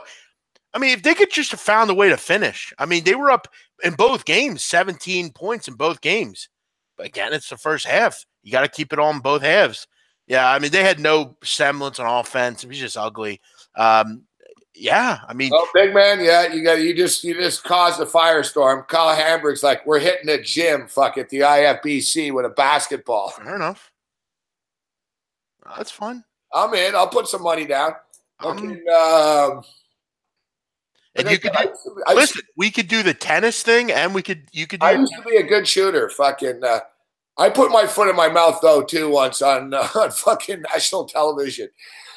I was a guest on the Landsberg show, and I said that I could hit fucking. I said I could hit 10, or I said I could hit 10 shots from half court out of 100, fuck, or out of 50 shots. I was pretty bold, fuck, and they called my bluff. They were like, all right. And Landsberg was like, it was pretty cool. I was going to do it, though, because it would have been a fun experience. They were going to set it up. We were going to go to the Raptors gym and everything. So it wasn't going to be like at the ACC. It was going to be at the Raptors practice facility. And they would have filmed me taking a bunch of shots from half court. That would have been cool. Yeah, the thing is, I used to do it for money. Like I used to do it for money in the playground, but the thing is, the playground's a little closer. I was on a basketball court today on the street, and I was thinking about it. I was like, yeah, it's a little closer, but it's pretty much the same. But I used to be good at trick shots. Like I fucking once hit a shot, dude, no exaggeration, 3 stories high on top of an apartment building. Okay. Oh, you did those crazy ones. Yeah, like we had a basket on our roof. Okay. Yeah. And the ball used to always go off the fucking roof. It was crazy. We nearly fell off a couple of times playing like hard up there. I would think. So the ball used to go off the roof. So we used to throw the ball. But if I crossed the street, I was like 100 feet away, man. If we crossed the street, you could see the basket and shit.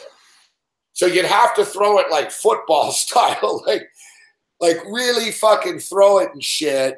Sometimes, like, I wouldn't make it. It would bounce back down. I could nearly get hit by cars and shit like that. But one fucking day, man, it didn't even take me that many times, man. I shot it and fucking, like, I could barely see the rim. I could sort of see the backboard.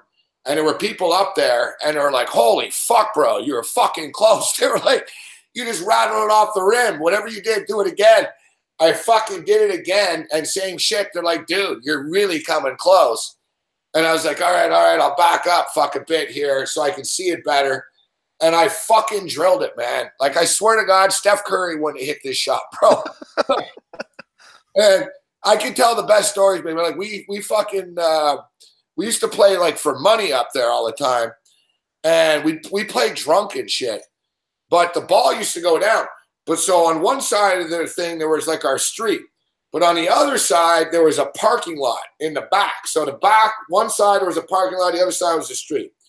Sometimes people would throw the ball back up to us if we get lucky and shit. But like on the other side, there was a parking lot. But it was the red light district. So hookers used to suck dicks in the cars, okay? So no shit, bro. Fucking the hookers are like blowing dudes. And our basketball would come crashing down on their hood. Scare the fuck out of the Johns, man. Sure. Scare the fuck. And the hookers would look up, you fucking stupid motherfuckers. And finally, the hookers called the cops on us, fuck. The hookers called the cops on us. For what? Because fucking one night, we fucking took a tee and we were driving golf balls off our roof. Onto a downtown street and parking lot. So like literally like balls were like bouncing like near hookers and shit. Right. And we were like, I swear to God, it's a true story. I was in mid fucking swing, man. I was standing there. I was in mid fucking form about to club a golf ball off a fucking roof in downtown Montreal. And I heard the fucking like cop radio, you know, like a police radio. Mm-hmm. Like I could hear like the dispatch. And a flashlight, and I just hear, what the fuck? And like the cop, like this cop's like, what the fuck are you doing? I was like, oh, sorry, sir. He's like, first off, put the golf club down. Fuck. So I had to put the club down. I signed the club fucking. He's like, just put the club down. He's like, listen, we're getting complaints that golf balls are flying off this roof. And he's like, what the fuck do you guys have going on up here? And there was a dick cop too. And we had a basketball, we had a skateboard ramp, And we had a bunch of motorcycles, that were broken up in parts and shit. Right. And they thought it was like stolen motorcycles and counterfeit money in it was a fucking shit show. So we're all drunk and the cops are like, listen, we've seen you guys do stupid shit on this roof before. Like, we know what you do here. But they're like, you're driving golf balls now. It's too much. So yeah, that got a little too much, huh? Yeah. We're like, all right. We'll calm down. Yeah, I think one of my greatest joys when I was a kid, I remember I would sit out my window outside of my house, and we had an alley behind, and there were crack kids that would go up and down, and I remember shooting them with BB guns like crazy, and they wouldn't even know what hit them. They're just like, they wouldn't even know. They couldn't feel a thing, I told a story about another basketball. This one's kind of, I don't know if you want to hear it, big man, but it's kind of, it's kind of crude. I'm all ears. All right, guys. But like I said, it's very disgusting. Okay, so leave that chat if you don't want to hear bad words. Put it this way. This story involves semen. All right, give it to me. All right, but when I lived in Hollywood. So, Gabe, real quick. So in the last 10 minutes, we've talked about gay naked guys walking around your apartments. And now we're going to talk about semen. Fairly. But there was me fucking driving golf balls off a roof. And true, that too. Yeah. Dropping fucking basketballs on Johns and hookers. Yeah. This is gonna be fun. Go ahead. Yeah. So when I lived in Hollywood in like the late 80s, I lived in like this fucking small room with like mice and fucking it was fucking pathetic. Sounds horrible. And I lived with this fucking dude. All right. I didn't even know the guy. I met him in LA. So I lived with this dude. Except it's actually a true story. I was only going to tell the basketball story part, but I'll briefly quickly go through the story. It's exactly a true story. I used to be much better looking. I had long hair and shit. I was a rocker in the metal days in Hollywood. Yeah, I've seen you. Yeah. I was on a payphone on Hollywood Boulevard. It was right out of a porn movie. I was on a fucking payphone on Hollywood Boulevard, and this smoking hot blonde chick that looks like a sluttier Britney Spears comes up to me and says, if you're still here in 10 minutes, I'm going to fuck your brains out. So where would you go? So I was saying, my buddy overheard on the phone. He's like, what was that about? I was like, she's fucking hot, dude. He's like, you got to stay for 10 minutes, right? I was like, oh, I will. So I stayed for 10 minutes. The chick came back and I fucking did her.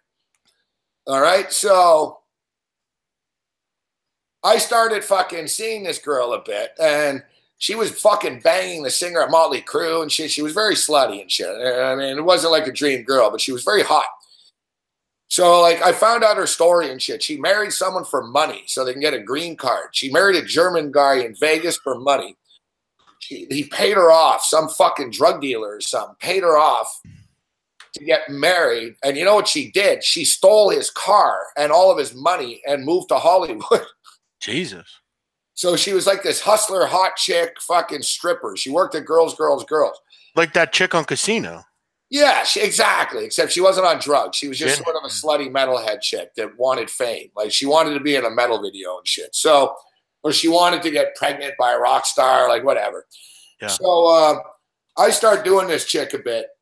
Great fucking chick, actually. I'm a big fan. Wherever you are, Lisa, I miss you. So you ever search her out, man? You should search. No, I don't know her last name. Fuck. So I did a lot of chicks, bro, in those days. Yeah, I don't know. So anyway, so I'm doing this fucking chick and shit, and I lived in this small place, man. And I used to always play basketball with my roommate and shit like that. Yep. And fucking, it's terrible, man.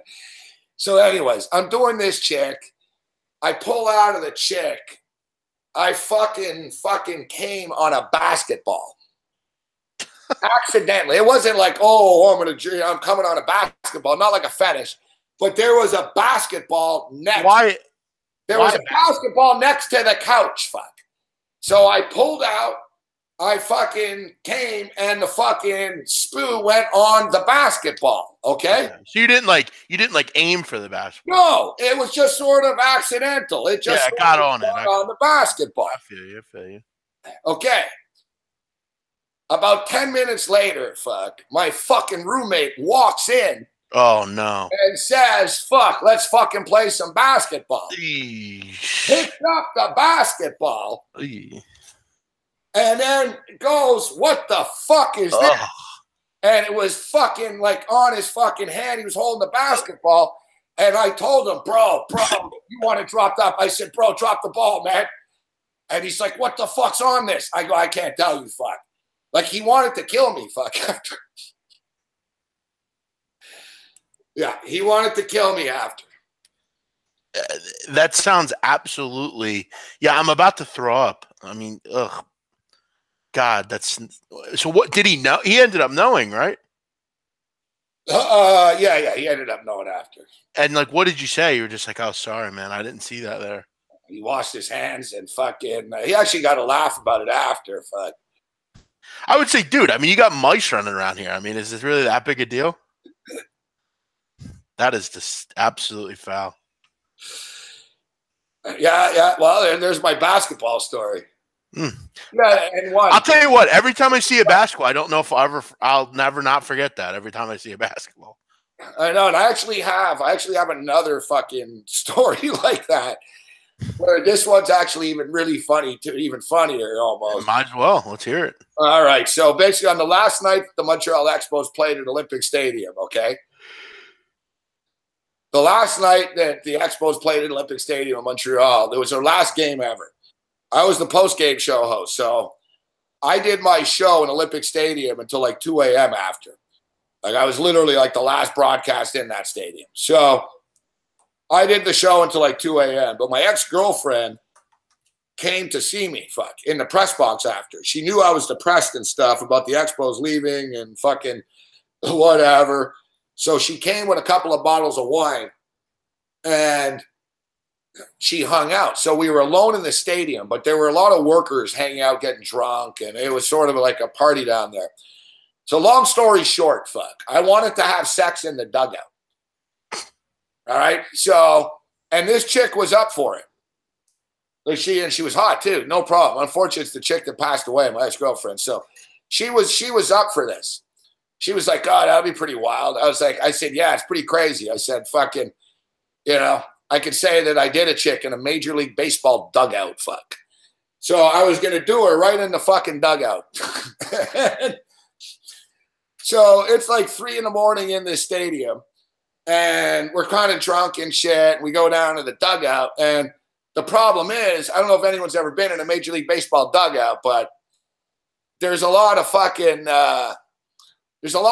tobacco juice and fucking like spit and gum and shit. Like it's pretty nasty. Sure. Like not even like even if you're a sleazy dude, it's too nasty. So I was like, all right. Let's go out to let's go into the outfield. So it's pretty cool. So I was out in a Major League Baseball center field and I'm smoking weed and we're drinking wine out there and whatever. Basically, one thing leads to another, So we're out there, and the same thing happens. So basically, I pull out. I end up fucking whatever, relieving myself on the outfield turf. Ugh. All right, at center field. Yeah. So. And let me guess, Moises Alou slipped the next day on it. No, it was the last game ever there. Oh, well, okay. So I'm thinking it's the last game ever there. Whatever. You know what I mean? No big deal. So I fucking came in center field. So I'm watching a fucking football game, big man. Like the next fucking week, all right? Later, I'm watching a football game in the Canadian Football League. And they're all like, oh, yeah, we just got some new turf at the stadium here. We got the turf from the Expos in Montreal because, they don't need it anymore. So they said, yeah, as soon as the game was over in Montreal, they shipped that turf. They shipped that turf over here. And they said, we just laid it out. It's great. It's great. We're happy to have it. And I'm watching it, and then I'm thinking, fucking, when a football player goes fucking face first, yeah, it's going to go right in it. Face first into the turf. I'm thinking, buddy, Morency's DNA is fucking, every time I watch a game in that stadium, I always wonder, where my DNA is fucking spawning. Like, what yard line am I on? Yeah, where is it? It's got to be somewhere. Am I at the 50-yard line? Am I at the 30-yard line? But, there's a piece of me at every BC Lion football game. You got to like that then. That's kind of cool. Yeah. Yeah. There's a piece of me. How about that? There's a piece of me. There's a piece of me at BC Place. I was at the Olympics. I was at the Women's World Cup. We should watch a game sometime and try to locate it on the field. Maybe we can still find it. It'd be great if I was like really, really, really, really rich. Yeah. And there was some way I could like do it. Like I'd hire like the best scientist. All right, And just scan the field. My DNA. Fuck, where am I? You know what I mean? I'll be like, there's signs of life. Like, so when people wonder, like, what's in this turf? Well, God knows what's in that turf. Like, who knows? Amazing. You're buried in the turf somewhere. Jimmy Hoffa's somewhere underneath the turf somewhere. Amazing. Hey, Shea Kelso, aren't you the fuckface that was talking shit earlier about me taking the Golden State Warriors? Yeah, that shithead's always around. I don't mean to call you a fuckface if you're not a fuckface, but seems to me that you were in here trolling earlier. Hey, Morency, were you stupid enough to take the Golden State Warriors? How'd that work out, fuck boy? That's right. I was stupid enough to take. You know, you would think people would by now like not do that with the Warriors. Like, oh, game over. Like they come back in every game, dickhead. Senegal ain't winning the fucking group, man. Yeah, they're not. No, they're not winning the group. Who was that? Yeah, they're not winning overtime. No way. They might win a game or two. I mean, I like them a lot, but they're not winning the group. Though it is a toss-up there. Shame about Mo there getting injured, though. Huh? Most of all, yeah, I think he'll be okay, though. I've heard pretty good things lately from him. I mean, I have a feeling he'll be ready to go. But, I mean, he's very important, obviously. I don't know if you heard, though. I heard a lawyer is launching a big-time lawsuit against Sergio Ramos for that. That's ridiculous. Fuck. $873 million. I see, too. People are blaming Putin. Fuck. You know, it's funny. I actually made a joke about Putin because they're like, oh, because Egypt's even in the group, right? Yes, I actually made that comment on Twitter. Yeah. Putin fucking managed this to help get Mo out of the way so it's easier for Russia Let me ask you, would that surprise you, though? I mean, seriously, they just happen to be in the same group. You like that? I've said that on Twitter the other day. It wouldn't surprise me, honestly. I mean, who knows? Settle down, Kelso. Listen, people think that, you know, that's the thing. Like, we can't blame everything on Putin all the time, right? Do you like what did he do? Did he pay him off? Like, did he get? They are in the same group. I mean, that's kind of interesting. That, like, they're in the same group, and like he just happens to, you know, has the weirdest injury possible, and he literally was pulled down. You know, RT News, you know, the Russian news, our service RT. Yes, I heard it. Yeah, sure. Yeah, it's funny. They had a great Twitter tweet there. They tweeted out a story the other day. Wait, that's Canadian? I never knew that. No, it's Russia. It's Russia Today. That's what I was going to say. I thought it was. Larry King's on that show, that network. I like that network a lot, actually. Yeah, they're not bad, actually. They have a lot of really good, like, investigative stuff on there. Yeah, but they're viewed as Russian propaganda. Like, okay, they're less propaganda than Fox News. Yeah, Al Jazeera is known to be propaganda too, but that's bullshit. Al Jazeera, really good channel. It's just in America because the name Al Jazeera sounds like a terrorist organization. Yeah, they have a lot of really. I gotta tell you, Al Jazeera picked the worst fucking name. Like, it sounds like Al Qaeda. Yeah, it sounds like a cell of like. Yeah, it does. So like they should have just come up with Mideast News. You ever hear like they call like something News Network, Middle East News Network? That would have been like. But the thing is, Al Jazeera gets sort of Al Jazeera this, Al Jazeera that. Al Jazeera is actually a credible news organization. Oh, sure. It's just their name freaked people out. Like it sounds like Al Jazeera has a normal sports department and shit. Yeah. Like they're talking about the NBA finals and shit. You know what I mean? They have a couple shows in there. They're super interesting. Like they'll like look at like a certain group of people in like the world, or like they'll look at football corruption or gangs. They did a really good Romanian gang episode in like a couple of months ago. Yeah, for sure. They do some good stuff. The best is next time we'll get Mick going. Is I don't know what it is with Mick. Mick's a big fucking Peyton Manning fanboy. Oh yeah, Peyton's on steroids. Loves him. Like he'll fight you pretty much. Like he'll get mad for real, like in real life. Like when I piss him off with this, I've heard him get mad about that. Yeah. So when we bring up, like, sometimes you want to upset him again, just bring up fucking Peyton Manning's a big steroid user. Didn't Al Jazeera break that story? Yeah. So Mick discredits it. And it's the only time Mick gets all fucking Trumpish and shit. He's like, fuck them, fuck those fucking terrorists. Fucking, it's like that terrorist news network with what do they know about NFL football? It's like, Mick, it was an American journalist that fucking works for Al Jazeera that, you know what I mean? I was like, you notice no one sued, big man, if you know what I mean. We all know the Peyton Manning, whatever, dude. He took some shit to help him rehabilitate his neck. I'm not saying he's the worst guy in the world, but he's got to own it. I mean, they're a fairly credible news source. As far as Kyle Hamburg, you watch Lone Survivor and you still don't understand why they let them go caught in the woods. Because they were the people that found them were like the people in Afghanistan. They have like a certain religion that they basically will bring you in and like protect you basically. We have it in Albania as well. In Albania, if you go to like northern Albania, they have the same thing. Like if you find someone like lost in the woods, you basically will protect them as if they're your own family. And so they protected him as opposed to killing him. That's a great movie, Gabe. You ever see that movie, Lone Survivor? No. Mark Wahlberg's in it. It's a true story. Really good. I try to avoid Mark Wahlberg as much as I can. Yeah, I hear you. It's not too bad though. He's not too bad in that movie, but I hear you. Any Japanese baseball tonight? No, they don't play tonight, Johnny Kicknuts. Yeah, actually, come to think of it, I had some success last time I was on your show with that Galaxy play. Do we have any late night anything good on here right now? Oh, we got French Open. Major League Baseball. Oh, there's still baseball on? No shit. Yeah, they're only in the 6th inning, fuck. Damn, I got to get involved in this game. What the hell's going on here? What's going on here? Is this in a delay or something? 22 hits, Gabe. It's the second end of a doubleheader. That Mets over. I had the fucking Mets earlier in the day today, man. Oh, yeah, they got fucked. Fucking game, man. Yeah.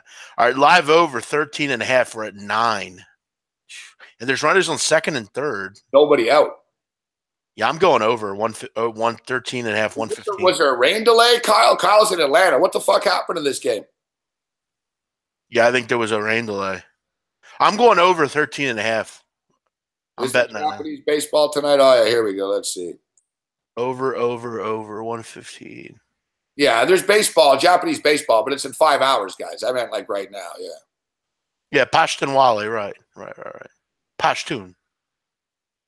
All right, so NBA Finals, Game 1. Oh, it's up to 12, and it came down a point. So we thought the 216.5 was a little high when you consider how low score in the playoffs. Already come down, wow. Yeah, it came down 1 full point, big man, already.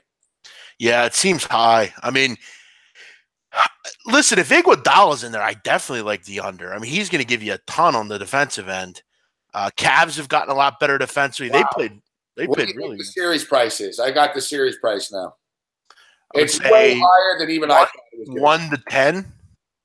be. Yeah, good guess. It's 11 to 1. Yeah, that's minus I 1100. didn't Wow, think that's it'd high. be a minus 1100. How about that, Gabe? I actually have a future on the Warriors as well. 120 to win the whole thing. That's a beautiful hedge spot, man. Wow. I'm not going to though. I'm just saying. A plus 700. Damn, they're 12-point favorites in Game 1. Yeah, I have 1,000. I have an $1,150 play here on the Warriors to win the title. You're not hedging, are you? No, Yeah, I didn't hedge on the Knights like I either. said, hedging I for let that run. Gardens. Yeah, I let that ride. I hedged Liverpool the other day, I will say, just because I didn't. No, you know what? I don't judge people at hedge. It depends on the situation. If it's a monster bet, I almost never do. listen. In the Las Vegas Super Contest that year that we finished 8th, Yeah. I could have hedged. Like it came down to the Sunday nighter, and I actually fucking knew. Basically, it was we're going to win $105,000 if the fucking Packers win, and we'll win $55,000 if they lose. Sure. And so I was already locked in on the Packers. So I could have, and I thought about it. I was like, man, I should fucking put I should put a big, maybe fucking 5-10K on the fucking Vikings in this game. But I didn't like the negativity of that. I didn't want to I was like, no, fuck. We didn't get this far and fucking finish 8th place in the super contest by being scared of our picks. You know what I mean? Yeah, I just had really. Fuck it. I ended up hedging because I basically would have had to call these bookies and tell them, listen, I got to put 10K on this because of this contest and I got to go and get them. You know what I mean? Yeah. I was like, I don't want to do this because if it loses, I don't want to fucking pay these guys when I come back. So I was like, fuck that. And then right before the game, I was like, just out of principle, I'll fucking put whatever I have in my account. I won't bet on credit. And I put like fucking 1,400 or something. Like I wasn't that much, like 1,200, 1,600 or something like that on the Vikings. But I was fucking pissed off, obviously. It was a $55,000 swing. But I put my money where my mouth was. Like even with a 50K opportunity, we didn't fucking hedge. Fuck it. Yeah, I mean, I do hear you on hedging as for Gardeners. I generally aren't. I'm not hedging, but if you need some money, if somebody needs some money, then I get it, right? Like I'm not judging that.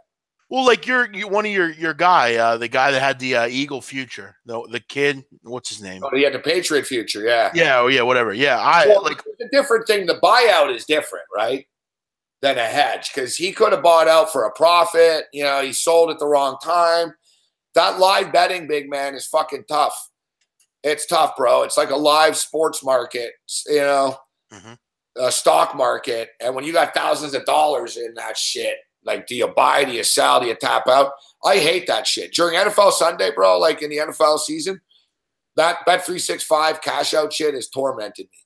Yeah, we don't I mean, other than I have Bet365, I don't think I've ever used it. But, I mean, most of the books that we have, they don't have that option. But, yeah, I'm not a big live better or anything. I just kind of put the bets in. I will when I'm on your shows and stuff. I'll, just for some action, but yeah, I'm not generally one to do it.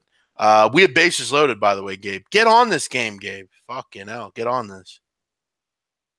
I'm still fucking sweating from this stupid fucking Rockets Warriors series. What a sweat job for the Warriors, man. They were on the ropes. They weren't playing well in the first half. They're lucky. I knew James Harden would choke, though. No, they definitely were on the ropes. I mean, they were in both games. I mean, you kind of had to worry about it a little bit. I mean, Gabe, at one point they were what were they? They were down 17 with the Warriors. Yet you look at the live line; they're still 2.5 point favorites. Yeah, they kept expecting the Warriors to come back. I know. Even at the half, I told people, I said, "Listen, they're minus 135. The Rockets were minus 135 on the money line at the half, and they were up 11." Like they had an 11-point spot in the second half, and they couldn't hang on. There were careless shots, man. Motherfucking James Harden was taking careless threes. It was a nightmare, man. Like Trevor Ariza was 0 for 12 from the field tonight. Yeah. I don't know if he ended up hitting a shot. I'll check the box score here. How do you in game 6? Like you were up 17, you lost by 30. Like how does that happen? That's just amazing to me how that happens. Ariza, I don't believe, had a basket. No, he had no points. He was 0 for 12 and 0 for 9. Wow. Absolutely terrible. Trevor Ariza, 0 for fucking 12. We look here. Eric Gordon had 23 points. It took him 22 shots to do it, but he contributed. The problem is, without Chris Paul, they just don't have that offense. No, the offense is terrible. Chris Paul adds. Chris Paul, isn't a massive scorer, but when he plays well, he'll fucking score 20 points or something. You know what I mean? Mm-hmm. 18 points, and then you get the production from Gordon. The problem was with Gordon's not a great defender, guys. That's people didn't talk about that. Chris Paul's a very good defensive player. He's an asshole. He's fucking dirty and shit. But he's fucking good. He's a good defender. The Rockets were really hurt by that as well. It sucks for Houston, dude. Listen, I had money on fucking Golden State to win the series, big man. But I think I'll say that if Chris Paul doesn't get hurt, Houston are going to the finals right now. I agree. I don't disagree. And what happens when Paul's out, it magnifies how bad Harden is on defense as well. I mean, he doesn't defend anyone. But yeah, I think the Golden State Warriors, for all their greatness, they got fucking lucky, guys, that Chris Paul got hurt. Sure. They would have lost. They would have fucking lost. No, they looked at He was hitting threes. He was fucking in Curry's face. Listen, Iguodala's out too, and he's a massive part of their team. And I said the other day, I told someone, there's no excuses. I don't feel sorry for any team in the playoffs. It's a war of attrition. Hey, staying healthy is part of the battle. That's what makes playoff fucking competition tough. Can you make it to the end? Look, the Cleveland Cavaliers lost Kevin Love and they won without him, right? But I'm just being realistic that if Chris Paul doesn't get hurt, the Golden State Warriors aren't in the finals right now. What was a more pathetic performance in Game 7, the Celtics or Houston? They were both very similar, that they both sort of just quit and started shooting threes. But Gabe, I mean, the Celtics played. Keep in mind, Kevin Love didn't play, and they still couldn't win at home. They still lost by almost double. You know, it's crazy. They lost to one guy. Right. That's what I'm saying. Like, can you ever see, big man, like think of a time where it was like one guy against five? It's like Jeff scored 19 points. But after that, like, okay, whip-de shit. One guy scores 19 points. And that team lost. Like, LeBron James had the ball in his hands the whole time, every time. So you lost. It was like 1 versus 5, and they lost. Without LeBron, they're a top 5 lottery team. Like, they're lottery. I know. Yeah, it's amazing. Yeah, look, that's the thing that I've always – I don't want to get into the Jordan fucking shit, but you got to give fucking LeBron credit in a way, yes and no. You give LeBron credit for doing this 8 consecutive NBA final appearances, and he's got scrubs, let's be real. Tristan Thompson's more interested in banging fucking, chicks that aren't Chloe than he is the boards right now, even though he's been trying at least. He's been pure shit since he started dating. Yeah, you go down the list. Rodney Hood fucking can't even get off the bench, and when he does, he refuses to go in. Korver's inconsistent. Kyle Korver plays good at home only. J.R. Smith is fucking, pretty much a liability. Gabe, let me ask you something. I don't think it's even close, really. I mean, I saw Michael. You saw Michael. I don't think it's even close that LeBron is a much more dominating player. He's more dynamic. He's more versatile. He's dominating. That's what being the best is. You're absolutely dominating. But the thing is with LeBron, people say, this is the negative. I just kissed LeBron's ass. This is a negative with LeBron and me. People say, oh, look at LeBron and look at the players that he plays with. Yeah. And look how he wins with these stiffs. Yeah, but he also won with – fucking is the one that wants these guys. He's the de facto GM. He's the one that fucking said, you got to sign Tristan Thompson for $18 million a year. He's the one that said, I don't want Andrew Wiggins. I want Kevin Love. He's the one that fucking got all the coaches fired. He's the one that fucking said, get Isaiah Thomas the fuck out of here. What? You know what I mean? He makes every deal because LeBron wants to be the guy. Nobody has the ball in his hands as much as LeBron has. It's all around him. Like, even the Golden State Warriors have to share, right? LeBron wants to be the hero. He wants to be that guy. No, I'll be heroic. I don't even want good guys around me because if I have good guys around me, I can't fucking hog the ball all the time and get these triple doubles. Don't think that he's not thinking about his stats and his legacy and shit like that, Yeah, I mean, he also has played, though, with really good players and won a championship that way as well. But listen, if he wins the NBA title this year, I don't even know what else to say about the guy. They're different fucking positions, dude. They're different. It's different positions. It's not even a comparison. But this would be the greatest. This would be the greatest thing yet if he does it. I mean, you take that team to the finals and win. If he fucking beats the Golden State fucking Warriors in this finals, what do you want me to do? Get on my knees and bow to him? Yeah, no, I know. Listen, I already think I will. No, if LeBron wins the NBA title this year, then yes, fuck. We'll have to fucking state that, you know what I mean? He's the king, fuck. If he can do this. I don't think he can do this. No. Cleveland's not winning this. The difference is when Cleveland won the finals a couple of years ago against Golden State, Kevin Durant was not on Golden State. That's the difference. Kevin Durant is the fucking difference. Yeah. Listen, I will say this. If Iguodala's not in there, they have a shot. I don't understand what Iguodala.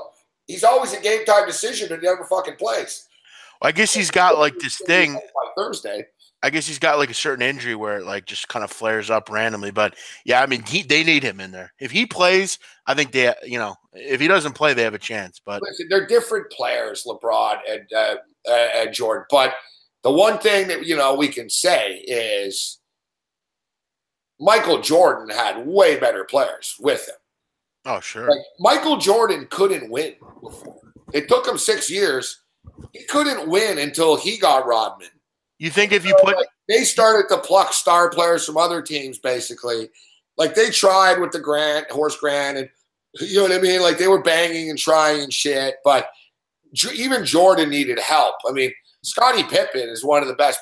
Scottie Pippen was voted top 50 all time. do you think if you put Jordan on this team, do you think he'd be in the finals right now? I don't think. Boston would have beat them. Yes, I'll have to say yes. You think? Wow. Yeah. Do you think they'd have a better chance to win than LeBron? But yeah, but he wasn't winning with it. Grant was a fucking role player there. They needed the other guys. Gabe, let me ask you this. I was talking with my brother today. My brother's a big basketball guy, and we were talking about Like, no one on the Cleveland Cavaliers is as fucking anywhere near close as to good as Scottie Pippen is. Will we all agree on that? no, there's no one close. Come on. Yeah, Who's there's no the second best player on the Cavaliers? Kevin Love? Kevin Love, yeah. Kevin Love's good, but He's nowhere near. Kevin Love's not a top fucking 50 or top 100 all-time player like Scottie Pippen. Yeah. Scottie Pippen was like one of the best defensive players of all time. Fuck. Like, he had fucking talent around him, Michael Jordan. Who would you have on your team? Pippen or Ginobili? Pippen. By a lot or a little? Yeah. Really? Yeah. Dwayne Wade or Pippen? Dwayne Wade. Yeah, I agree. Dwayne Wade's fucking a legend, All right, let me ask you this. My brother and I were talking about It's this. sacrilegious, but I always thought Pippen was a little overrated. This current Warriors team, okay, not last year, this current year, against the 2001 Lakers, the one they beat the Sixers, they had like Shaq, Kobe, Glenn Rice. Because we both agreed, me and him, that the Lakers would beat the Warriors. Because Shaq would just absolutely dominate everyone. Yeah. Like, who would guard Shaq on this Warriors team? I mean, you imagine that? Jordan Bell against Shaq? Come on. It wouldn't be even close. They had Glenn Rice, remember? They had Derek Fisher. That team is not known as like the best team ever. They're not. The matchup that you pose, you're right. Really good. Golden State would have no answer for Shaq in the paint. No. Kobe Bryant would fucking destroy everyone. do to Curry what he did to that girl in Denver. Fuck. Okay. I mean, they had a good team. Like, honestly, yeah, like the Lakers would eat them up. They were just meaner. You know what I mean? They're meaner. Yeah. Like Robert Horry, Brian Shaw. that killer instinct of like they just we're taking this. I brought it up today though. Like, everyone talks, and people talk about the Bulls and the Warriors. This great Warrior team hasn't looked great in the playoffs this year. But people always talk about the debate of LeBron and Jordan and the Warriors and the Bulls team. And I brought up the Showtime Lakers team, big man. And I lived in LA just at the tail end of it. But, through the 80s, that Lakers team and shit, you're talking about Magic Johnson, Kareem Abdul-Jabbar, yep. James Worthy, and some pretty Pat Riley is the coach, and some pretty fucking good role players. Yep. That team could compete with it fucking anybody. You can't tell me that if you took Kareem Abdul-Jabbar, Magic Johnson, and James Worthy, Kurt Rambis, and fucking AC Green, that they can't play with this Warrior team tonight and beat them. There's a lot of teams that could play with them and beat them. Yeah, Michael Cooper. Sure. I mean, I'll tell you what, man, back in the day, some of them Knicks teams, like late 90s, John Starks, Allen Houston, Patrick Ewing, Oakley, Anthony Mason. They would foul out. True. They were mean, though, man. Man, it's funny because tonight people were bitching about the game, right? Like, midway through the fucking third quarter, it's like, 62, fucking 56 or whatever. Yeah. People are like, oh, this is terrible. No getting a shot. I said, guys, you all want the old days. That's the old days. Yeah. The old Knicks and Heat, bro, used to be 82-80 and shit like that. Oh, It was man, I fucking missed ugly it. as fuck, man. That was such a great NBA. Bitch, how does Ewing miss that layup? You know? I mean, tell me those weren't the great times in the NBA, Gabe. Like 90s, 2000s. Like that was every team was like legit. Every team had someone like Vince Carter with the You're right. It's my favorite era too. Well, you know, I love the early '80s when I was just becoming an NBA fan. Dr. J, your guys in Philly, Yeah. Anthony Tony, Dr. J, Moses. fucking Moses Malone. You know what I mean?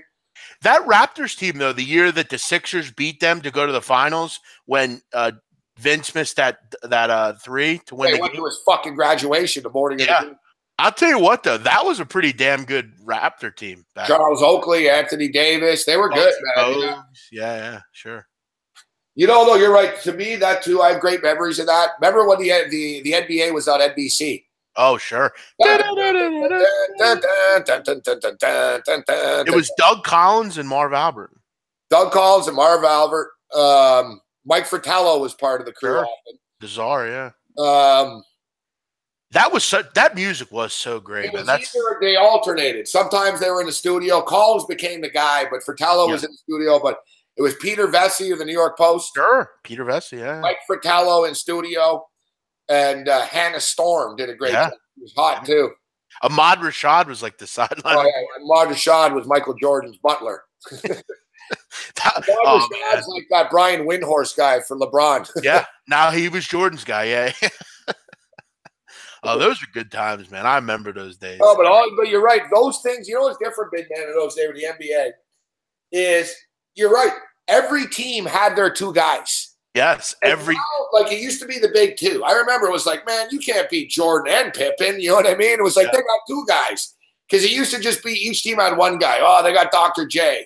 They've got fucking Patrick Ewing. You know what I mean? Like I'm telling you, every team had like their two guys. Yeah, like, they sort of. Yeah, exactly. Portland, fuck Drexler and Porter. Fucking, you know. I mean, Gabe, Gabe, quickly, let's just go down. Sean Kemp and Gary Payton, like they could play with anybody. You know what I mean? Let's just go down in 2001 and let's go 2000. Yeah, 2000. Yeah, play it. Oh yeah. Yeah. Welcome to the NBA on NBC as Michael Jordan and the Chicago Bulls take on Sean Kemp and the Seattle Supersonics in the NBA Finals. That's good times. That's the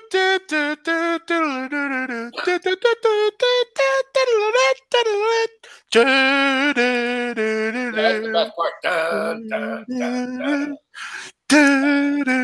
Brought to you by United Airlines. Dun, dun. So good. I love it. Oh, man. No, it was fun times back then, man. Play it, yeah. Don't hit us, John Tess, for copyright here, buddy. We're worshiping you.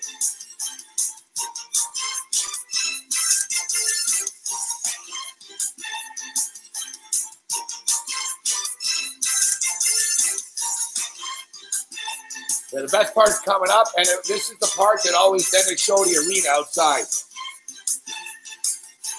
Yeah, they definitely did. It was always Chicago fucking stadium. Marv Albert? I'm Marv Albert. I just fucked a chick with her husband watching in a hotel room. With lingerie on. I just banged a chick and asked her to bite my dick. Fuck. This is my 72nd NBA Finals I'm broadcasting. They didn't do the part where they go. Da, da, da, da, da. They didn't do that in that one. Yeah, no, it gets there. It gets there. I have a copyright, but let's go. All right. Oh, there it is. Yeah. This is that show like the cameras would pan into the court and shit. Welcome to 44,000 live here in South Philadelphia. The Sixers take on the upstart Los Angeles Lakers. We're in front of you live here on a balmy April day. That's so good. Oh, yeah, it's fucking... all the music back then was good, though. Like, the NHL music was pretty good. On ESPN, they had pretty good music also. And, of course, fucking, you can't cop this either.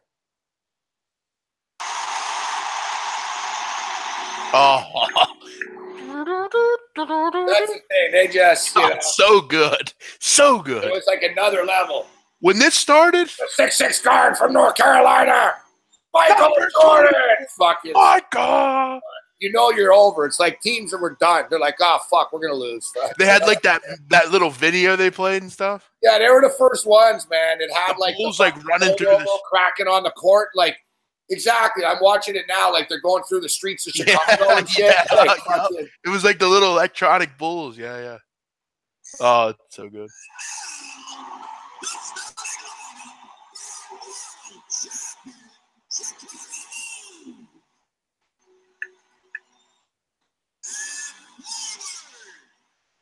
I got goosebumps now.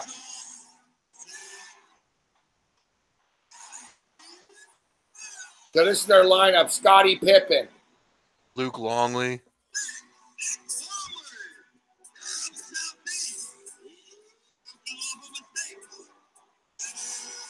Dennis Rodman.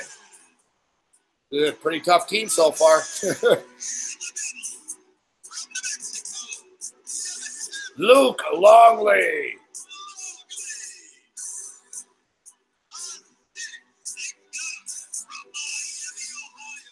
Ron Harper.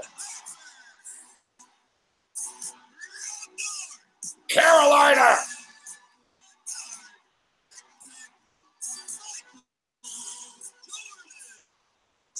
So good.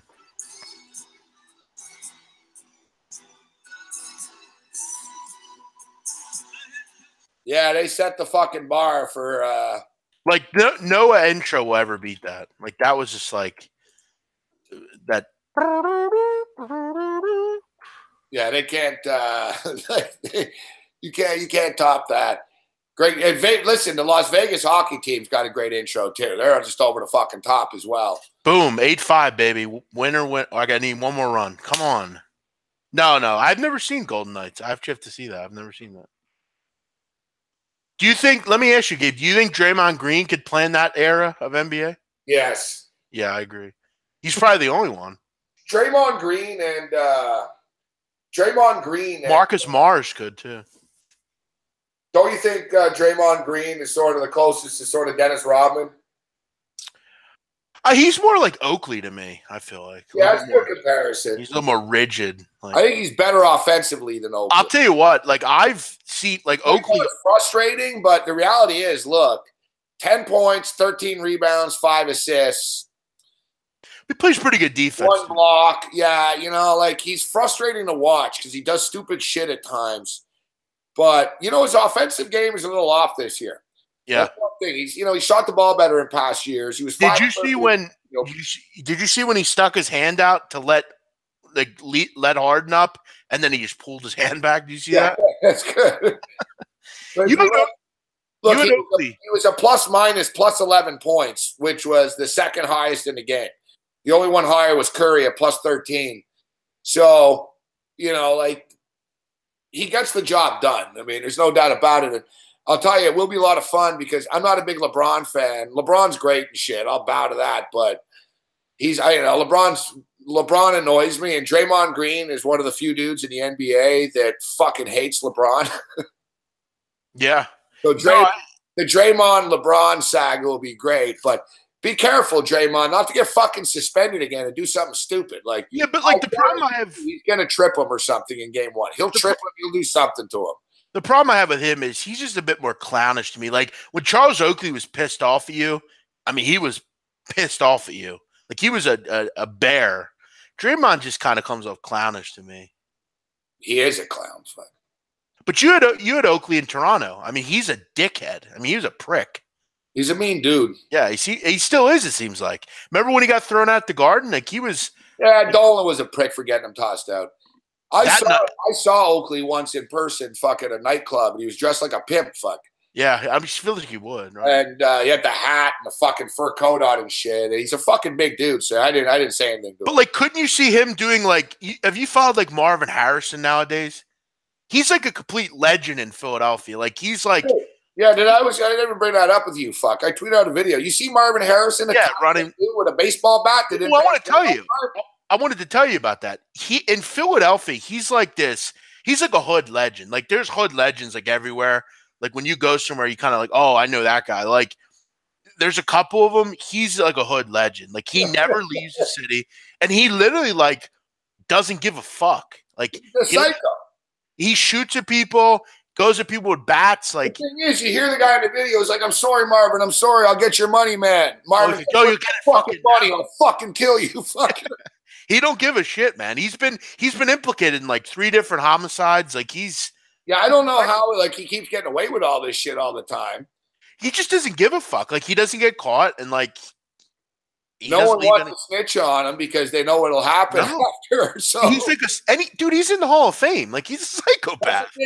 When he played, Yeah, he come across as sort of the, that's the best way of putting this, like the whitest black guy ever.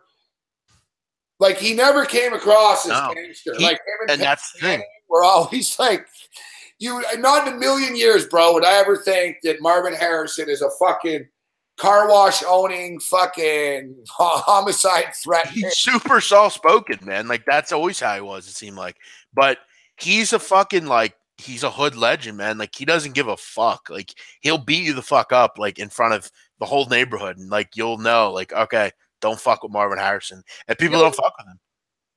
Where did Marvin Harrison play college ball? Syracuse. Oh, that's right, Syracuse. Yeah, what was I thinking? Of course, Syracuse. Oh, yeah, Syracuse. I mean, he's 9th all time, Gabe. Oh, Syracuse also has another wide receiver that's a nut job. Fuck, Tommy Kane. I don't know if you guys know the Tommy Kane story, but look it up. You know, Tommy Kane's from my hometown of Montreal. He's even from my neighborhood, or right next door to me. And it's kind of rare, like for Montreal to be in the NFL and shit. You know what I mean? At that time, now there's been some guys, but he went to Syracuse. He was a big star at Syracuse, and not a major star, but a pretty big star. And he got drafted by the Seattle Seahawks, and he had a successful year or two in the NFL with the Seattle Seahawks. And for one reason or another, fucking in the offseason, he killed his fucking wife. You're kidding. No. I've never heard of this guy. Yeah. He's still Tommy Kane, still in jail. Yeah. Damn, that's crazy. I gotta look that up. Yeah, I mean, I don't know what Syracuse like. I don't know what they put in the water there, but it seems like it puts out like Marvin Harrison. Like, go on his Wikipedia page. Like, he's literally been involved in like 3 or 4 different shootings. Like, shoots at a strip club. He's implicated in a Philly shooting. Yeah, I remember a couple of years ago a family saying that they're convinced that Marvin Harrison's responsible for the death of their relative or whatever. No, you could make the case he could be one of the top trigger pullers in this town. Like, as far as like, he's probably implicated in 4 or 5 different murders, and he probably did most of them. Like, it's not surprising at all. You figure at some point, big man, like OJ, he'll fuck up and he'll get busted. I feel like in Philly, like they just look the other way, like with him. Like he doesn't get caught, like, and he just like I feel like in the hood, like it's like Plaxico Burress too. Yeah. You know, Plaxico Burress, the NYPD are fucking convinced that Plaxico Burress fucking shot at someone outside a nightclub, but they couldn't prove it.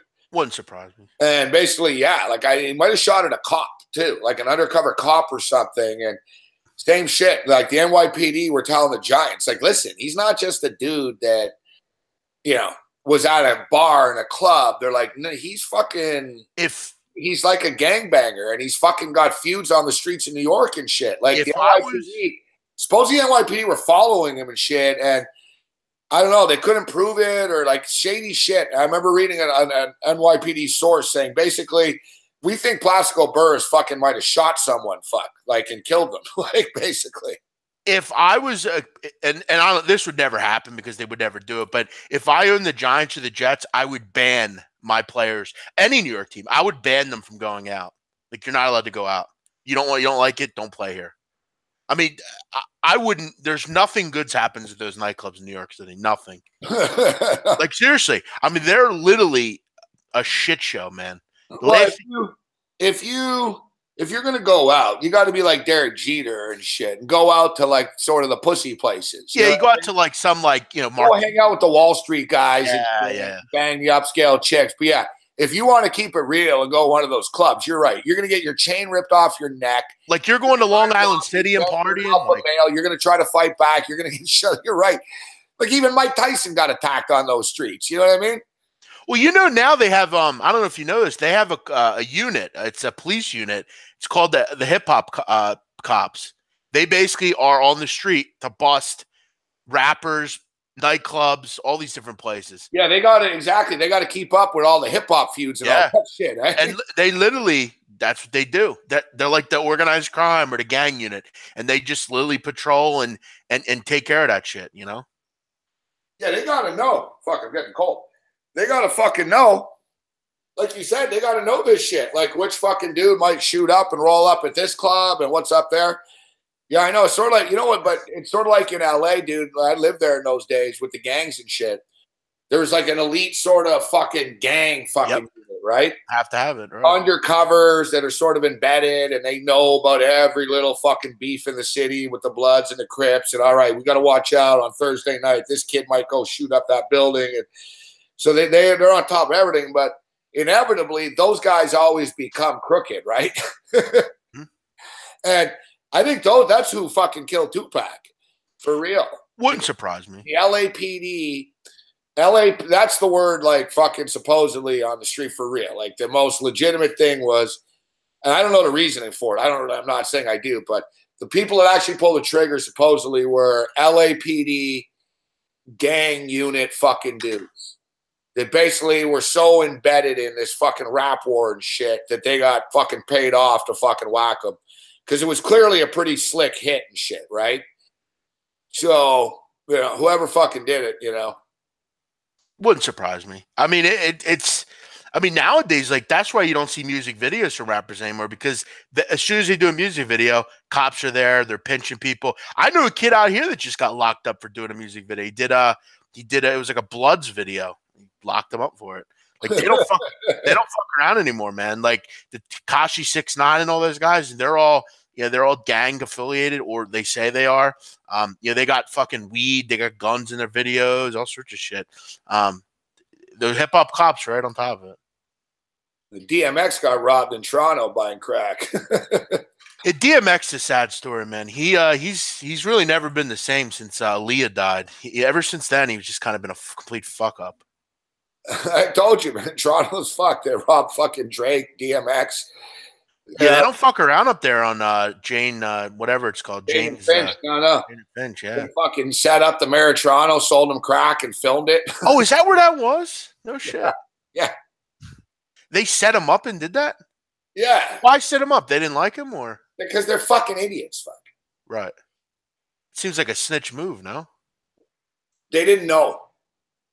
They didn't know it was Somalian. There's a Somalian gang here. Sure.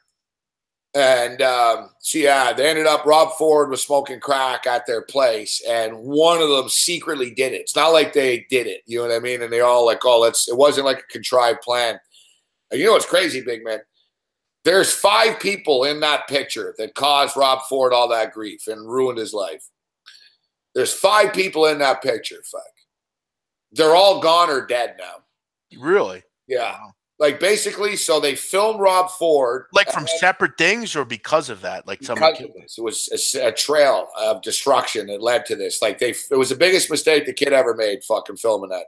So he films this fucking thing with Rob Ford. He then contacts Gawker Media, who runs Deadspin now at the time, right, or whatever. Gawker. And wants fucking like $150,000. Remember Rob Ford? He was a fucking personality, right? So everyone knew who he was, and like, so they're like, man, we got the mayor of Toronto smoking crack on. Let me ask you, Gabe, before you continue, was that a common know that he did drugs? Did you know that? Or no. No one knew that. People knew he was drunk. He was a part of, you know what I mean? No one knew he did that, but no. Okay. Smoking crack with fucking Somalian gangsters is a little extreme, even for a mayor, right? Like, so. Never know.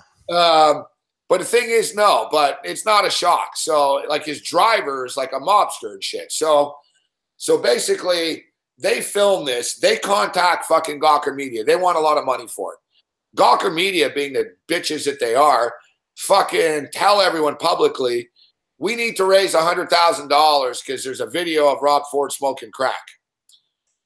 So then that lets know Rob Ford knows there's a video of him smoking crack out there. So he can fucking deny it as long as there's no fucking video, right? Right, sure. So what does Rob Ford do? Fuck. His Get out. fucking driver, who was this Italian guy, I'm just saying, his driver basically went to the hood and fucking told them, listen, if fucking you don't give us this fucking videotape, fucking you're all going to end up in fucking Lake Ontario, type of shit. Mm-hmm. So the kids were like, listen, fuck, we didn't do this. We didn't approve this. And then they ratted out the guy that fucking did it and shit. And then one by one, they all started getting shot. What a fascinating story. I never knew any of that. Yeah. So one kid fucking disappeared to Somalia. Fuck. He fucking bailed, man. There was a hit on his leg. So I should know too. So what happened was Rob Ford, he's the mayor, fuck. So he's got juice, right? So he fucking went into the hood and they said, listen, you got 24 hours to cough this tape up. Otherwise shit hits the fan for real. They didn't cough the tape up. Then what they did, right out of like the Wire type of shit, they got the cops, big man, to fucking start raiding dealers' houses. Riling up, yeah, sure. So then the dealers and the gangsters put a hit out on the guys that had the fucking tape. So these kids are just like little fuckheads. Like, fucking stupid Somalian motherfuckers. yeah. You fucking film the mayor. Now the cops are raiding our fucking business every night. Yeah, you're done. It's right out of a cop show. You know what I mean? They're like, why don't they make a movie about that? Right? We're going to squeeze the hood and the hood will squeeze these guys, fuck, right? Yeah. So everyone started getting squeezed and then boom, fuck. One kid fucking got fucking shot. Another kid disappeared. Another kid got shot. It was just sort of one by one. And then the fucking cops got hold of the tape. And they told the kid, listen, you're next, fuck. You know what I mean? You got to split. So he bailed to Somalia again. And then Rob Ford died. So out of the 5 of them, I think 3 of them are dead and 1 of them's missing. They got to make a movie about that. And the cops got the tape. Is the tape out? The tape was never seen. The cops got the tape. The Toronto police shook down the hood so hard, they got the original fucking tape. So long story short, Gawker, you got people killed. Like Hulk Hogan, it's a good thing he shut you down. Like you guys got people killed. You never should have went public with the tape. You should have, if you had it, you should have bought it. But you leaked it that, we need money to buy this fucking tape. And then after that, the Toronto media started snooping around. And then you put these kids' lives in jeopardy. And then they did start getting killed. And I'm not saying Ford had them all whacked. They started killing each other, fuck, in any typical fashion. Like half of fucking Mississauga and Scarborough and shit and Etobicoke wanted these guys dead. So boom, they started getting whacked and shit. One of the kids fucking turned himself in to the cops. Like, listen, fuck, like, Wait, so there's a video on YouTube right now of Rob Ford smoking crack. That's not the one. There's a different one, right? Oh, yeah, no, yeah. So poor Rob Ford, there's 2 of them. So he got through this one and he denied it forever, right? And he knew that the cops were in possession of it, but then the cops had him by the balls. So suddenly Rob Ford had to give the cops like whatever they wanted for their union and shit. It was fucking gold. Like Rob Ford had a bad relationship with the cops. Sort of like Trump with the FBI. Like Ford was like, the cops are harassing me and fucking. And then suddenly one day Ford was like Johnny Pro Cop, fuck. And it's like, yeah, they had him by the balls. They had the videotape. So they basically told him, listen, we've got the tape, but how's that new budget looking? Right? So fucking, the cops fucking had Ford. And then this is so greasy. Fucking Ford, poor guy, his life's falling apart. He's dying. He's losing his mayoralship. He's a big witch hunt on him. And he's smoking he's freebasing cocaine in his sister's basement. And his sister's boyfriend filmed him. Yeah, I just saw that video, right? It was his own family. Yeah, but like he looks right at the camera. Like he doesn't notice like they're filming him. Like, well, I don't know. Fuck, dude. Like, hey, by the way, speaking of dumb shit going on in your town, have you been seeing these videos of this fucking idiot Embiid? No, who's Embiid?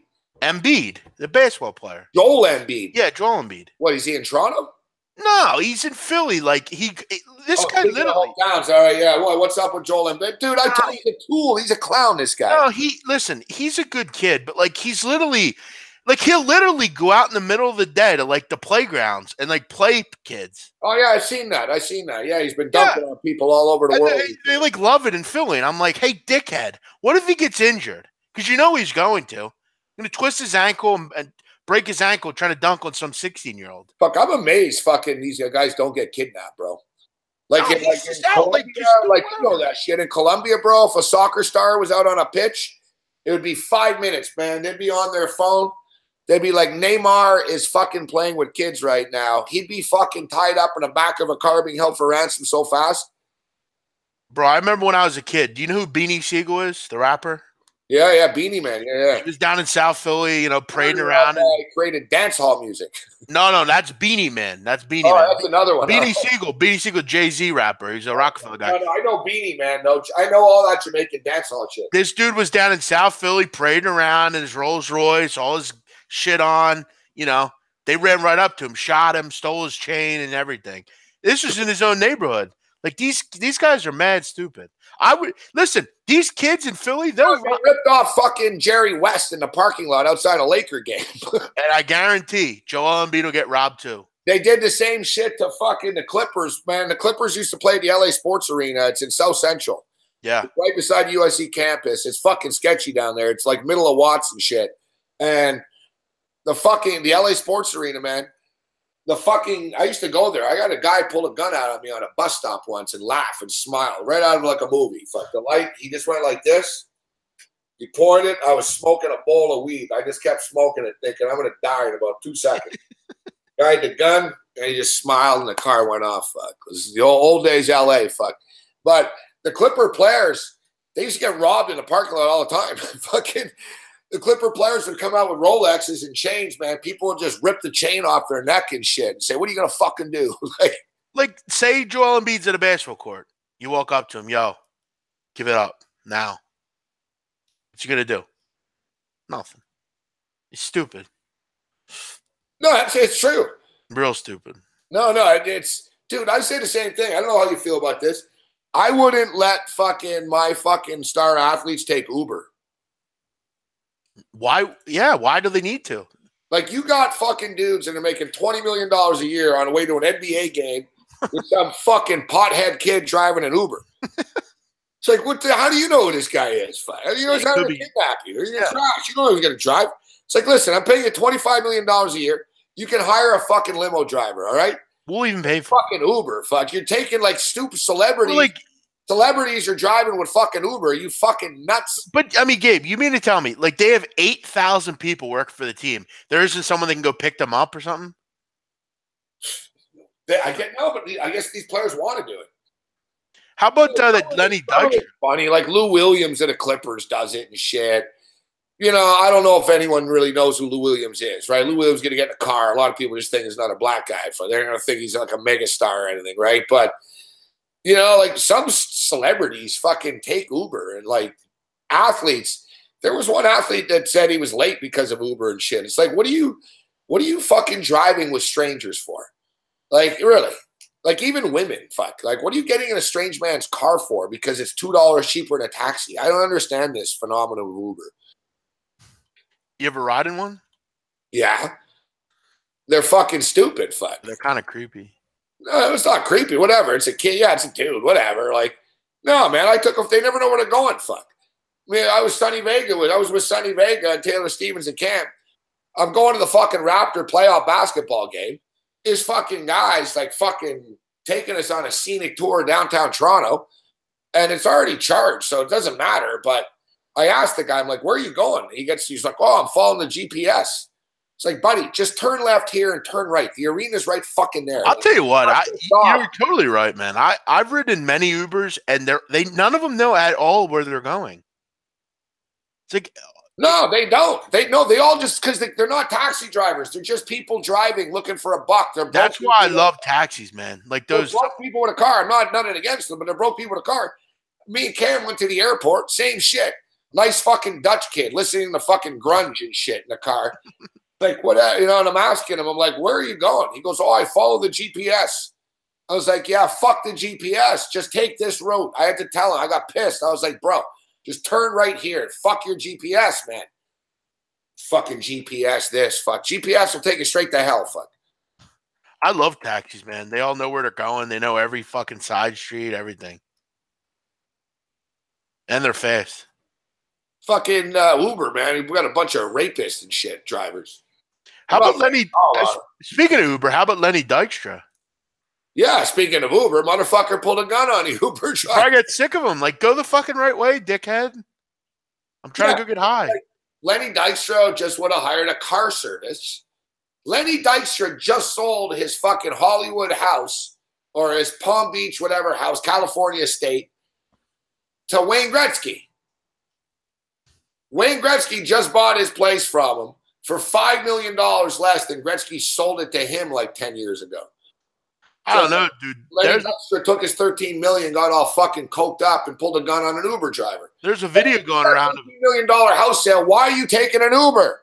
There's a video going around of him, like in Philly, like in one of the South Jersey suburbs. He's like, I mean, he's like in this like rundown house, like tearing shit out of it. Like, I guess he's like fixing it up or something. I don't know how much money he really has anymore.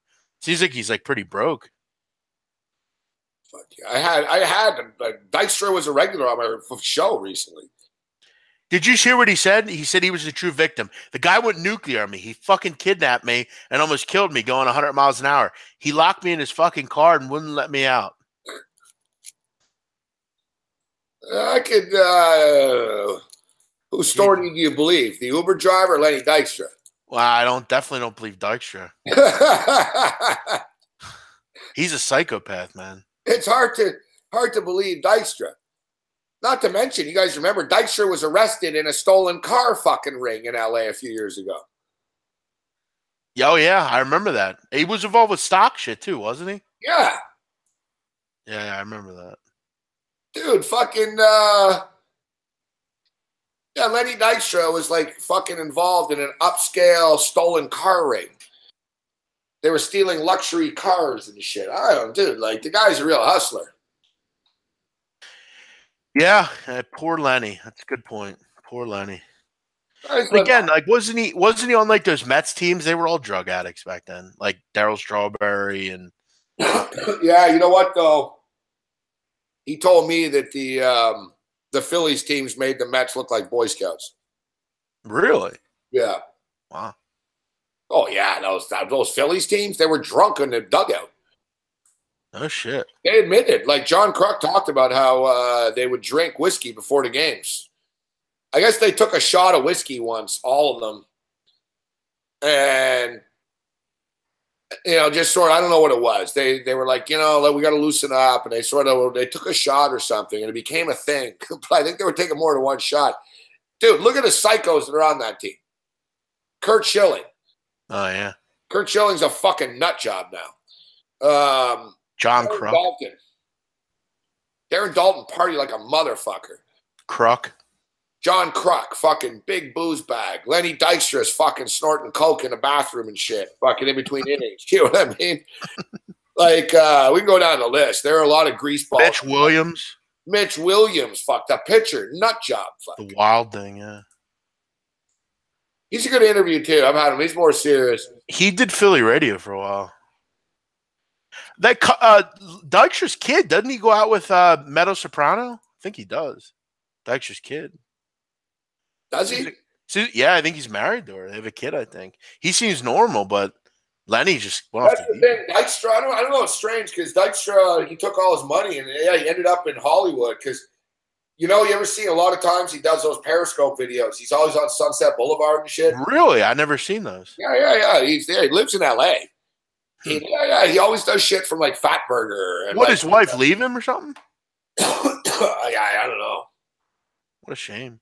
I had him on the show probably about a year ago, right around now. You'd think his kid would like help him out. And it was actually a funny interview, but I don't know what it was. I don't know why gay stuff came up, but I have no idea why gay shit in the clubhouse. But he basically stayed It might have been around Michael Sam, or I don't know what it was. Like I said, I didn't ask him. I don't know why it came up. Maybe someone remembers. But he said, he goes, I got no problem with gay people. And he's like, I played with gay people before. I'm not going to say who they are, but I was like, oh, that's not too bad. Like, I was thinking, that's not too bad. And then he was like, but seriously, I really don't know why anyone would want to see another man naked. And then he's like, or, lick their asshole or something like that. The fucking producer in my ear is like, yeah, man, you got to wrap it up. This is on live TV, man. It's cut off. It totally, like, it was fine. It was good baseball stories. Like, he told a funny story about getting wasted one, like, and he was going, and then he just fucking went off the deep end. He was like, sort of, I got no problem with gay people. Not, there's nothing wrong with that. Just, I really don't know why someone would want to lick someone's asshole.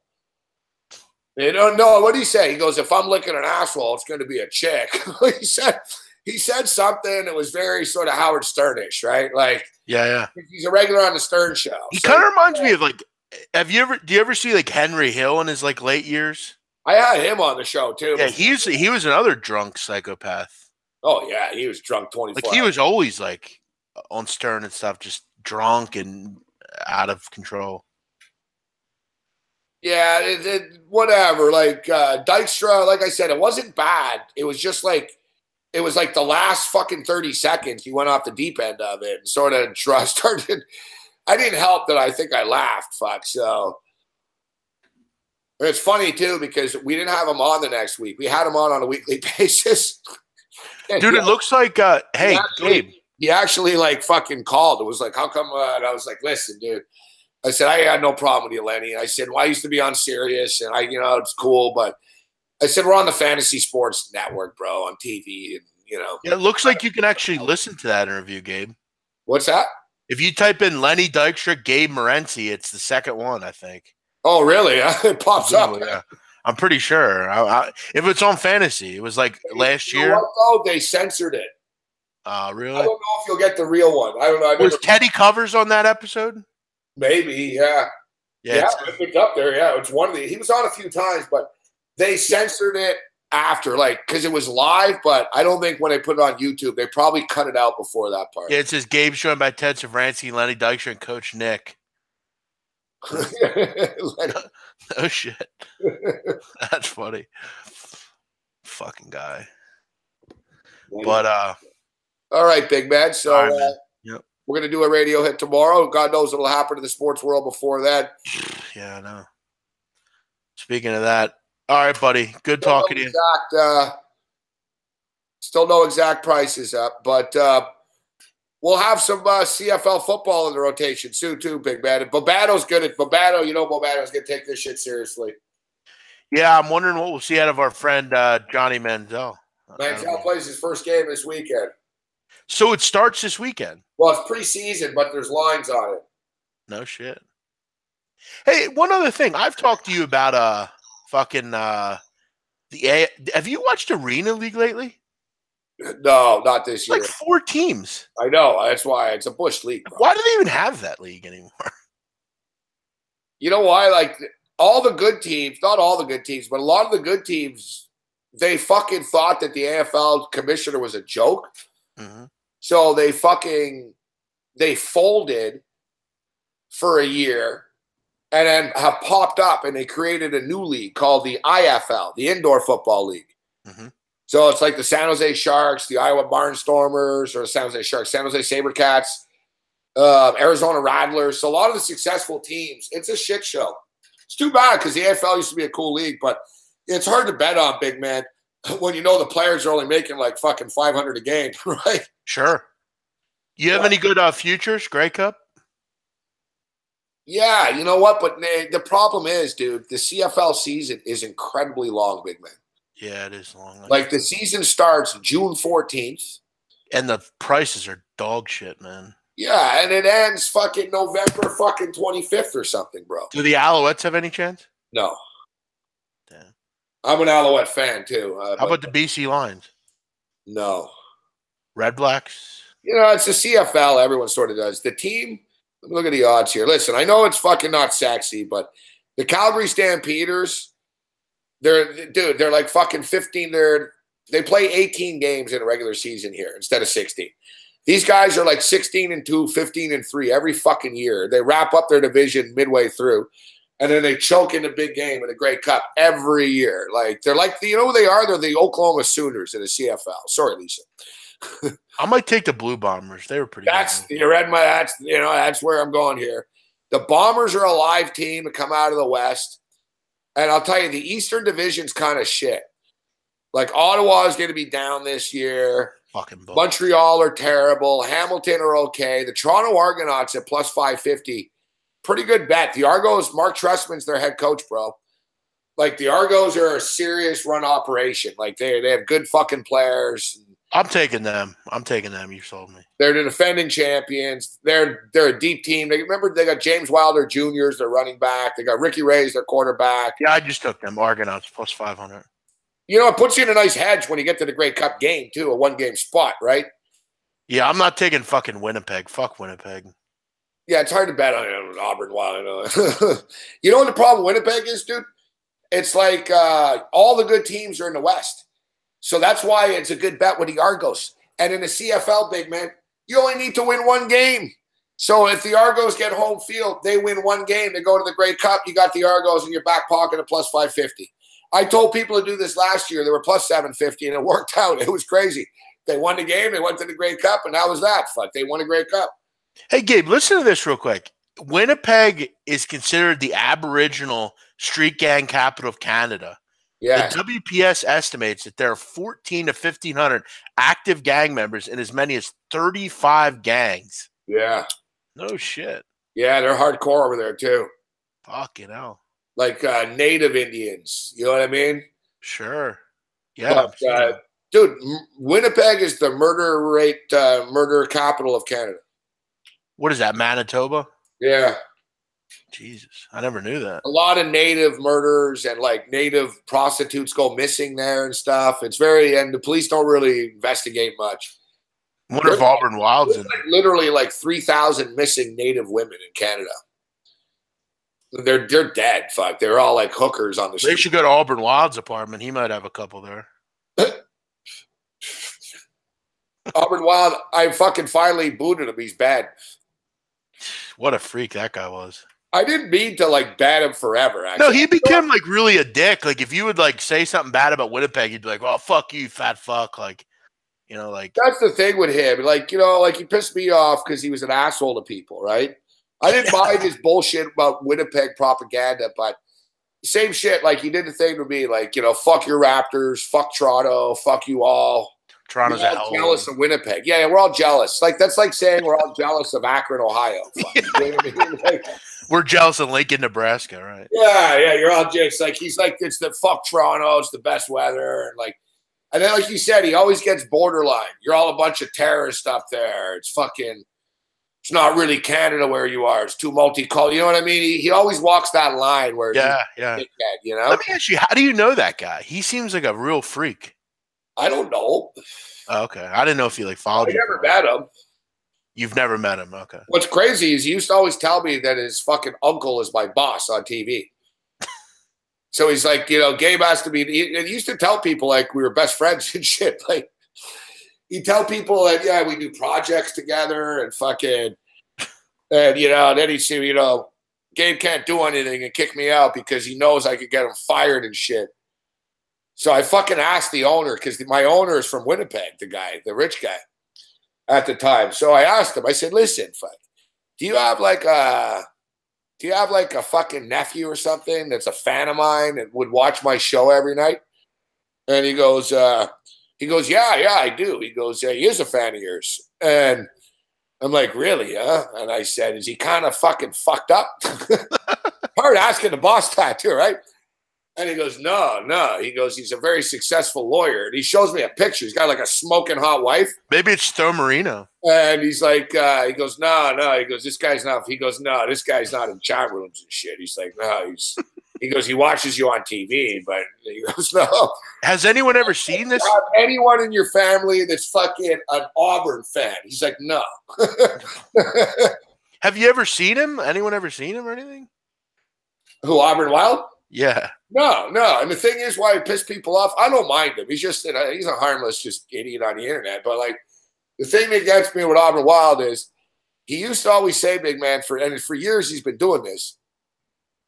I'm going to the Super Bowl, and he'll then fucking copy and paste like a shot from like fucking a media guy like shot in the press box or something. You know what I mean? Hey, I'm on press box view Super Bowl. Sounds like someone else we know. He'll fucking copy and paste it and say, hey guys, I'm at, but not once ever, but he does this for all these events. Yeah, I'm at the Final Four. I'm courtside.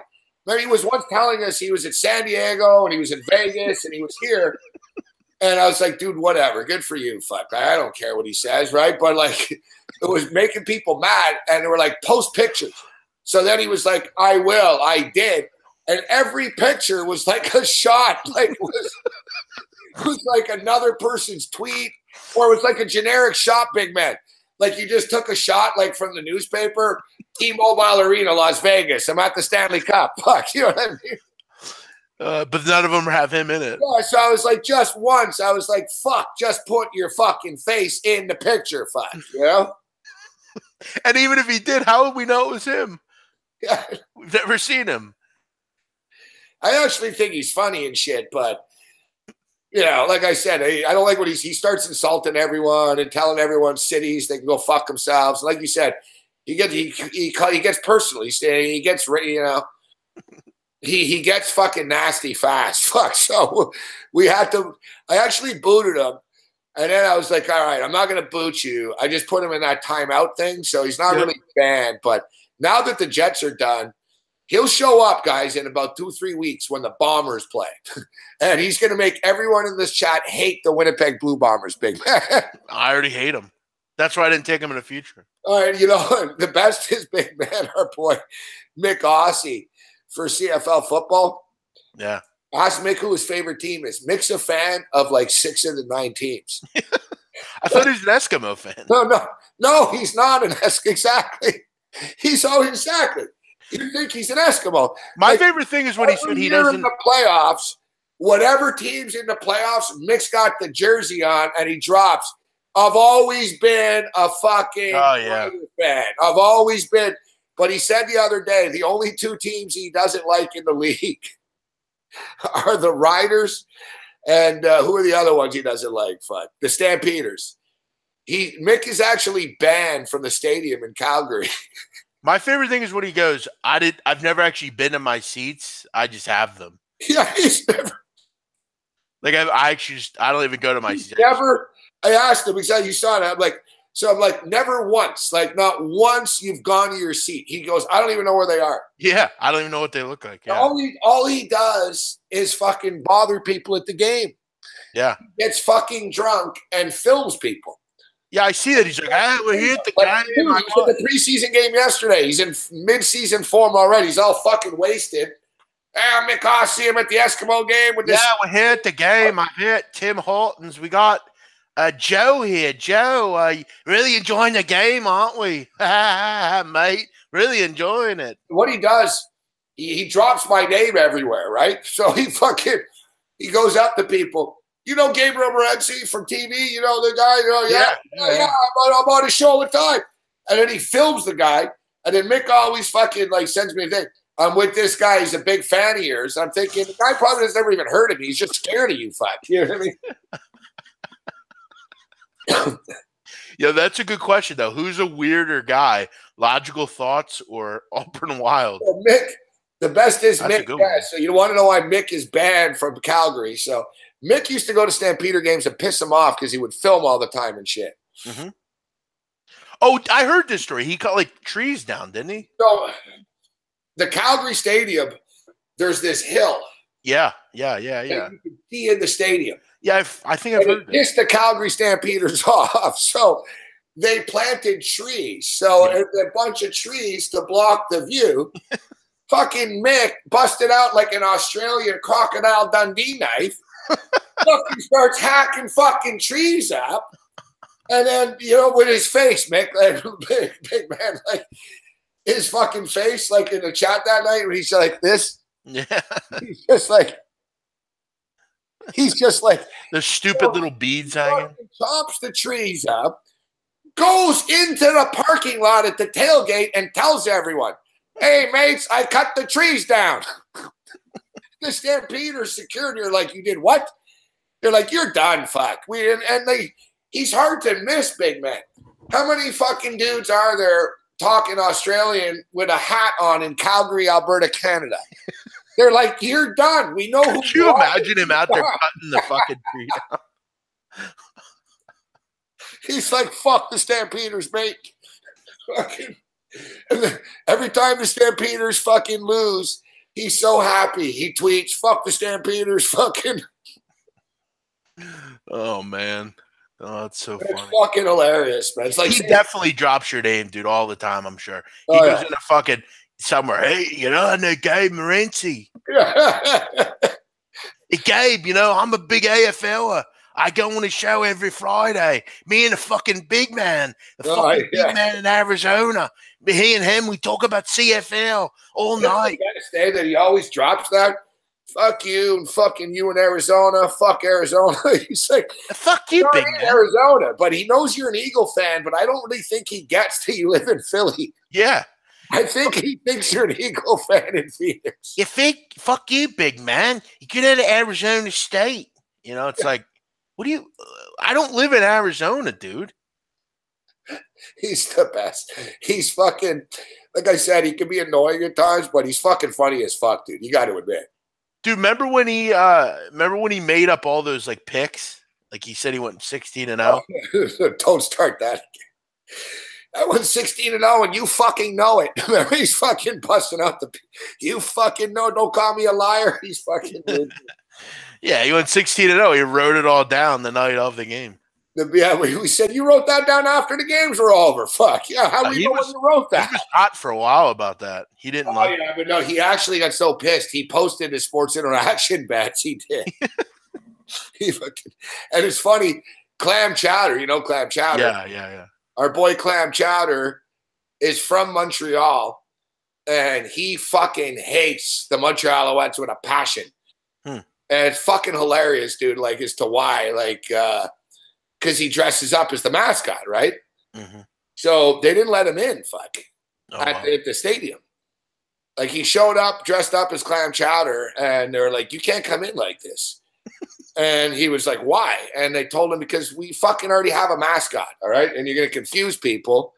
And secondly, we don't want strangers walking around in a mascot fucking outfit in our stadium." So they were like, "You can stand outside." But they said, "You can't come in like this. Like, you need to take the head off, Even though he had a ticket? Yeah. So the Alouettes, the Montreal Alouettes wouldn't let him in. So I took him. He was like, "Fuck the Alouettes." So once me and Jazz went to Montreal, and I was like, "All right, Clam Chowder, I'll pay for your ticket. We'll take you to an Alouette game and shit." And the whole time he just bitched about how he hated them, man. He's like, "It's too fucking French. They speak French too much in this stadium." So Clam Chowder came to Toronto, and he was at the Comic-Con, like the Comic-Con fucking nerd fest shit. A lot of hot chicks at that shit. They're all dressed up in cosplay shit. So Clam Chowder's a big hit. He comes to Toronto every summer for this. The football stadium's right beside where the convention center is in downtown Toronto, where the Blue Jays played. They moved stadiums, football team. But anyways, now they play where TFC plays, the MLS team. So it's better stadium. It's right near my house too. So Clam Chowder, the Argos actually went. The Toronto Argonaut football team actually went to Comic-Con and grabbed like fucking 10 of the fucking craziest dressed up freaks and said to them, "Do you guys want to fucking come on the field at the game?" So Clam Chowder fucking went on the center fucking 50-yard line before the game and ran around. And they let Clam Chowder like stand on the sidelines during the game and shit. Dressed up. So he's an Argo fan through and through now. For life, right? Yeah. Now, did him and Mick get along? They seem like they'd be a little... They clash a bit. Because they're like both big... It's very rare that Mick and Chowder are in the same room together. But they were in Vancouver, and it was pretty fucking epic, actually. They both think each other are fucked up. Yeah, I'm actually seeing Clam Chowder's like, oh, that Mick guy, he's kind of crazy there, huh? And Mick's like, fucking Clam Chowder, man, this guy's too much, fuck. Like, so the best, you just made me fucking, they're both Hall of Famers. So the best is, we were in fucking Vancouver, and we were all wasted. And Clam Chowder, like, fucking hits the wall, right? He's not a drinker and shit. So our hotel was further away from the bar than Mick Aussie. So we were like, Mick, you got to take Clam Chowder to your hotel. Mick was like, I'm not. It was the best. And Mick bit the bullet. I was like, Mick, fuck. You know what? I was like, Mick. I was like, fine. We'll take him to our room, and we'll fucking take an hour to fucking do it. Is that going to make you happy? So Mick bit the bullet. It was fucking hilarious. So it turned out Mick's a class act, though. Mick fucking didn't want Chowder crashing on, like, the floor. So Mick actually paid for a hotel room for Clam Chowder. Could you imagine those two walking around Vancouver together? Mick drunk. They were. It's classic. It's on video. Wow. And fucking, dude, another time we were renting a hotel room in Montreal. It was a big party for the UFC. It was a nice room, too, like fucking nice hotel and shit. Jazz was there. And we came back, and fucking Clam Chowder's fucking naked in the bed. Fuck. Like, it's not even his room. Like, it went from him just being, like, sleeping on the floor or, like, on a couch somewhere in the hotel room to him in the bed. Took the main room, and he was naked. You can't sleep in that bed after that. No. Like, it was like, oh, God, fuck. I guess he's got that room. And another funny, we'll let you go, but another really funny. He interrupted Bob Barker? What's that all about? Oh, yeah, God, that's the best. Clam Chowder was on The Price is Right before. Is there any video of that? Yes. Where? I'd love to see that. It's fucking, you never seen this? No.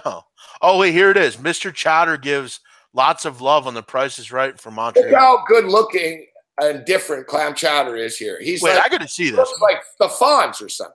Yeah, let me look at this. Hold on a second. Here, I'll play the Clam Chowder, Price is Right. I'll play the audio here. It's fucking gold, bro. Oh, look at him. No shit. Chris, is that his name? Hey, listen.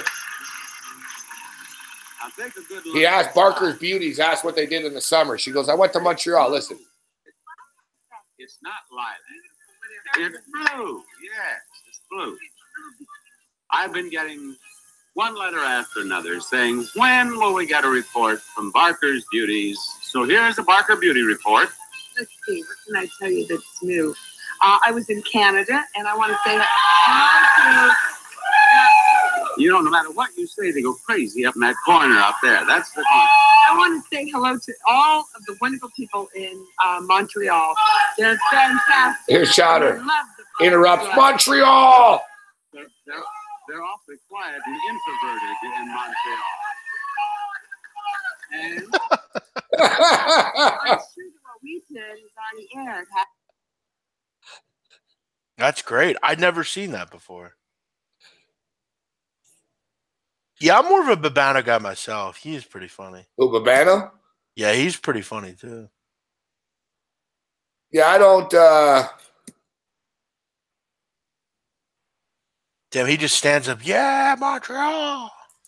I don't want to put Babano in the same category as Mick and Chowder, but it would be a good standoff having three of them on at once. Yeah. Babano's more normal than they are. Babano's just sort of... Ian's just like quirky. Yeah, he's more awkward. Mick's just fucking insane. Clam Chowder's fucking funny. Like, I'm looking at the videos that are on here right now. Like, I really want to watch some of these. Like, what's this one? Super Bowl preview featuring Clam Chowder and Cam Stewart. Mr. Chowder being a real beef eater on Morency. Oh, the Clam Chowder fucking videos with us, they're fucking hilarious, bro. Holy shit, look at you, Gabe. Which one is this you got on? Mr. Clam Chowder being a real beef eater on Morency. Am I wearing an Auburn Bo Jackson jersey? No, you're wearing a Miami jersey. Miami Hurricanes. Yeah, looks like who's number 12? Jim Kelly. Yeah. Talking to these guys, don't you? They're even athletes. You shut your Look at Cam Stewart. He looks the same. No, he never ages. I know. You want to see the funniest fucking video ever, dude? Look up here. Say Boss Rutan. Oh, that one he throws up or something? Boss Rutan chokes Cam Stewart. Okay. How do you spell Boss Rutan? BAS. Yep. RUTT. Okay, I got it. Chokes Cam Stewart. Boss Rutan chokes out Cam Stewart. I gotta see this. This is fucking one of the funniest fucking things in here we go. the history of ever. Choked out. Okie dokie, roly poly. I don't know if you really want to get. All right, Ken. There you go. What's the best camera shot? I think it's over there. Cam's really taking one for the team here, people. What's that camera? Look, no, we're good. This is good times. This is old memories. This is about 10 years ago, 12 years ago. Look at that hat. All right. Okay. All right, Cam, you ready to take a nap? Yeah, I'm ready for sleep. Okay. Now, what I want you to do is to put up your arm and keep it up as far as you can. This is not good. And Cam is almost out. Holy shit. There you go. It's okay. Oh, wow. I feel I'm freaking out here. Wow. Some hardcore shit. This is the best when Cam gets up. He goes, it feels like horse. Listen. It's pins and needles. You wake up and then it's kind of a good feeling. I feel like, when you're, it's like a cat tranquilizer, like I'm sinking into a grave. Yeah. Kind of. Yeah. That was wild. He likes it, though. It is. People say that. I never been choked out. I don't want it. God, no, you've never. I told people if you do it, if you catch me with it or not. But if they're gonna catch No me, one's ever choked you out. Crazy shit, man. It is, You right? do it hard. You could really kill somebody. Now you'll see your Adam's apple. I got choked out at Extreme Couture once. Get the fuck out of here. Take a bath. Fuck off. Fuck you. Get the gun out, will you? Fuck, this guy's a loser. Totally. Yeah, the Boss Root and Cam Stewart video is just fucking gold. Never saw any of those.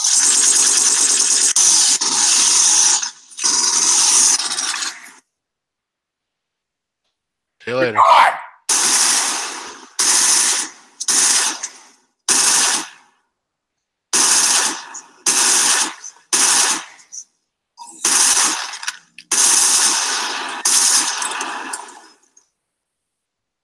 All right, big man. So good kicking it here tonight. Yep, sounds good, man. Filled up some time, man. So we'll throw it down on the radio tomorrow. Is Cam back tomorrow? What's his story? Yeah. We'll find. We'll get the story about his mouth and his tongue and everything tomorrow. Well, that should be good. Should be interesting. Sounds good. All right, Gabe. Good seeing you, man. Talk to you. You're the best, big man. It was a pleasure. See you, pal. Big man on campus. Good stuff with big man.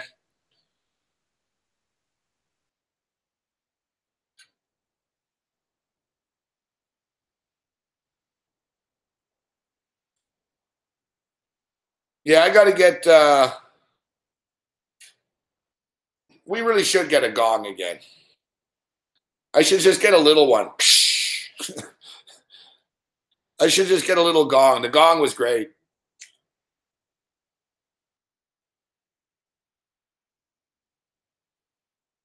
The whole thing with Boss Rutan was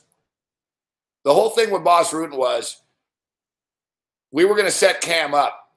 I gave Cam like doesn't know as much about MMA as I do. So I was going to fucking Cam ask, listen, when we used to have these UFC fighters come in, I would give Cam questions. You know what I mean? I'd say, ask him about this fighter or ask him about this, whatever. I just sort of throw him a softball question to ask the fighters. So and I told Boss Rutan this, I said, listen, Cam's a really good guy. He's a funny guy, but I want to play a joke on him live on the air where he's going to ask you questions and you get all pissed off and fucking threaten to kill him. So I gave Cam all these offensive questions to ask Boss Rutan. Except I told Boss Rutan first I was going to do it. So, like, you know, why were you so short in the UFC? How come, you know, if you're so great, how come you never did this? So I had all these, like, bad, nasty questions. And Cam's like, looking. He's like, man, are you sure he's not going to get mad if I ask him? I go, no, he's really nice. And he talks about his career openly. You can ask him whatever you want. So I was setting Cam up, and then I wanted live on TV to fucking have Cam ask a question and Boss Rutan go, what the fuck did you just ask me? And get up. And he was going to threaten to kill Cam, and it would scare Cam on live TV. That was the plan.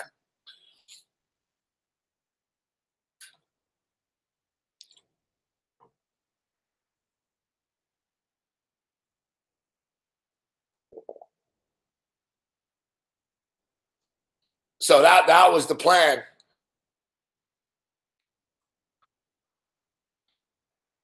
Except what happened was Boss Rutan fucking choked. And what's crazy is Boss Rutan is an actor. He's even been in big movies and shit with Kevin James and whatever. Boss Rutan's been in a lot of things. But Cam fucking is too nice, so Boss Rutan fucking choked and fucking said, I can't get mad at this guy. And he started laughing. Cam asked a question and Boss Rutan was like, what? And then right away, Boss Rutan started laughing, and he said, he exposed it. Boss Rutan said, your buddy tried to set you up and get me to scare you and shit, but he goes, I can't do it. You're too funny. And Cam, I said, yeah, you know, I thought it'd be funny, Cam. And then, buddy, that's when Boss Rutan fucking Cam said, oh, well, if you want to choke me out still, that's fine. You can choke me out. And Boss Rutan was like, all right. So that's when it started rolling.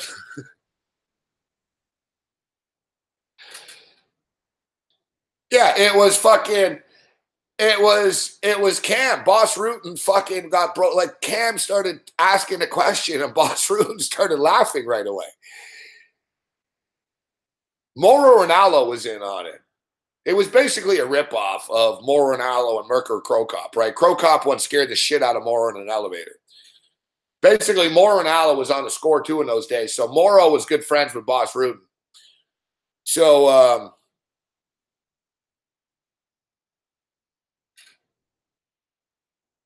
Boss Rutan was staying in the hotel where our TV studio was. So during the day, Mauro brought me up to Boss Rutan's room.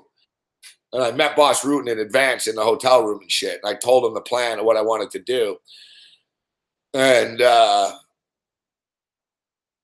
he was all for it and shit. But when we got into the studio after, fucking he choked, fuck. He started laughing. So what are you going to do? And he said after to me, he goes, oh, I'm sorry. But he goes, your friend's too nice. He's too funny. I couldn't stay mad and keep the serious face.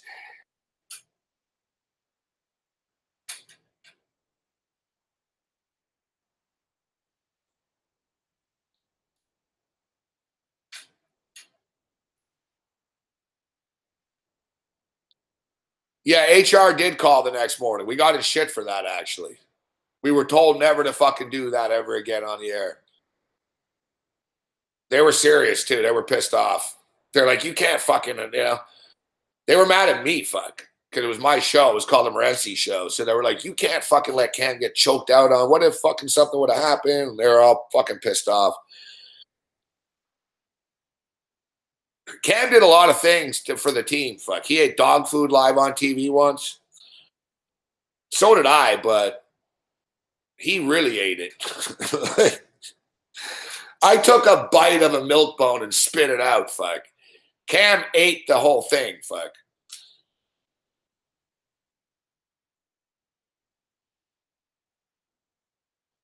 One of the funniest fucking, we're going to end it up, we're going to end the show in a few minutes, but one of the funniest stories ever on TV, and I don't know if there's a video of this out there. There might be, maybe somewhere.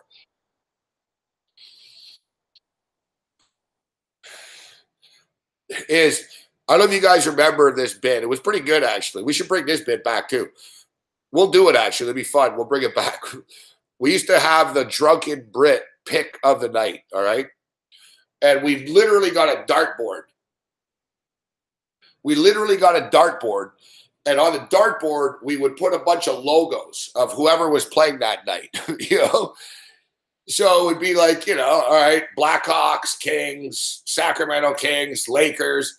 And we'd mix up all the sports and we'd have a bunch of logos on the, it was on TV. We'd have a bunch of logos on the dartboard. And then I would throw the dart on TV, and that would be the bet of the night. We called it the Drunken Brit pick of the night. So it's like I'd whip it too, right? And it would be like, was part of the gag. So I'd fucking throw it hard, or I'd fucking, you know, I'd always do something crazy with it and throw it. And it actually did pretty well. The random dart pick was like hitting it like 60%. So we'd have this drunken pick of the night. It was a good bit, actually. It was a funny thing. So people would bet big money on it, too. We'd get people. I put $1,000 on the fucking dart pick of the night tonight. I was like, dude, it's a dart pick, eh? Like, we're throwing a dart at a bunch of logos, and we're betting on whatever it fucking lands on.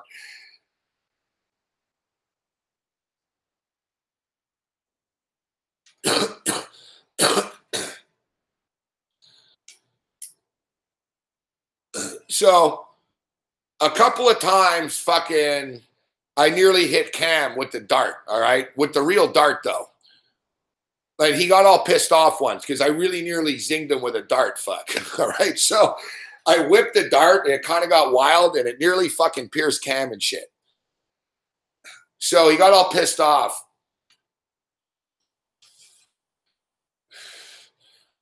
But it was like on the air. It was like on the air. So he was like, he's like, you fucking idiot, watch out with a fucking dart, man. So it gave me an idea, So a couple of days later, we set it up where Cam it was gold. It was one of the best stunts I've ever done, actually. Like, we went through it all right? We went and bought fucking fake blood.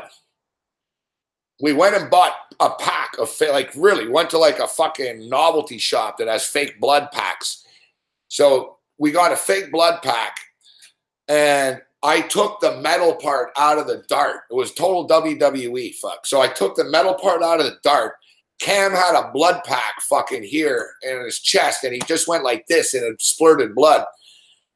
So basically what I did is I fucking leaned in, and the camera was right there, and we made Cam's like head sort of like in the vision of the dart. So I fucking throw the dart like fucking hard. Bam!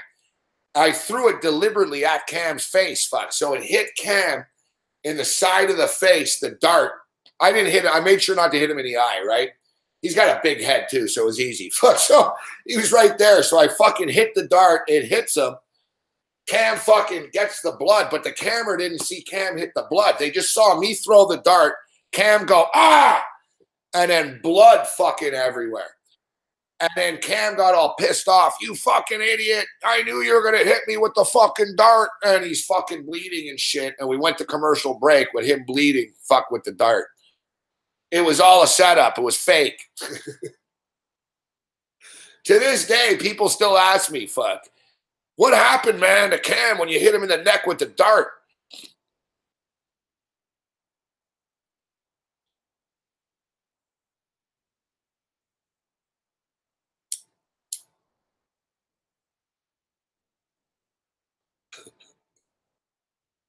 Yeah, I made sure. I remember I was worried when I threw it too. I was like, man, even though the metal part's out, I said, I could still hurt him if I whip this thing. So I was like, I tried to like fucking, I tried to push it like fucking.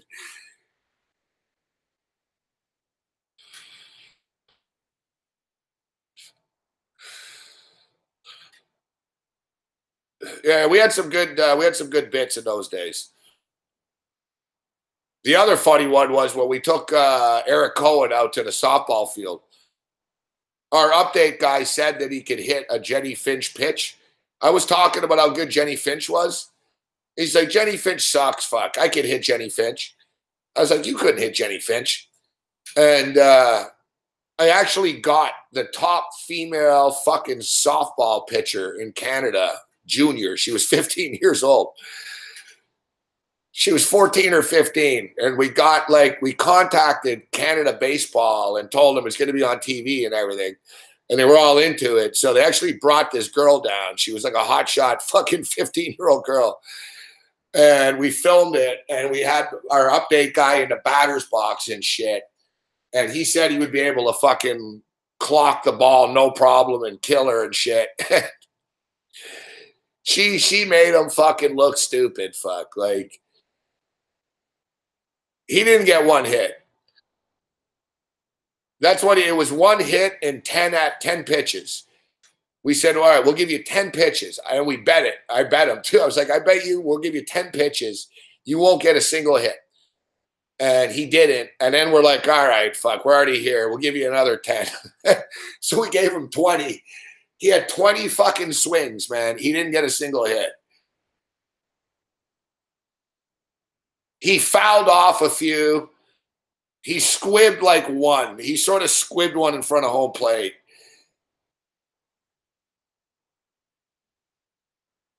Yeah, he is the real life George Costanza.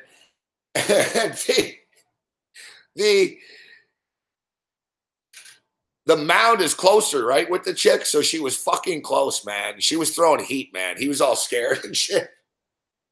And we're laughing at him and filming it. We're like, you're fucking dodging. You're getting struck out by a 14-year-old girl, dude. Fucking Cohen's whiffing and shit. I got to get out of here. Yeah, story time's over, but we didn't really treat Cohen like shit. We made Cohen a star. Some of the shit got a little out of control at times.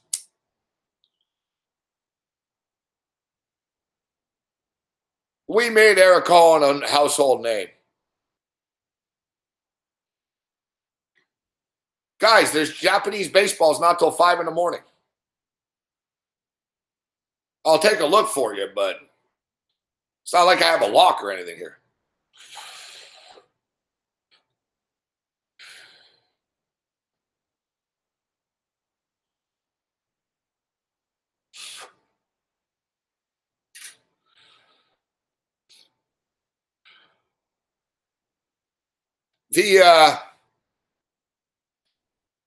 The time when Cohen went to HR once too.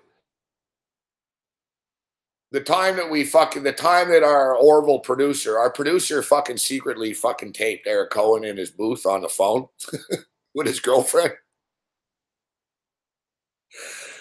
And we played it on the air, and it was a big, yeah. We probably went too far that time. Eric Cohen fucking called Aaron Bronstetter's wife and told her that her husband is having an affair. He actually did that.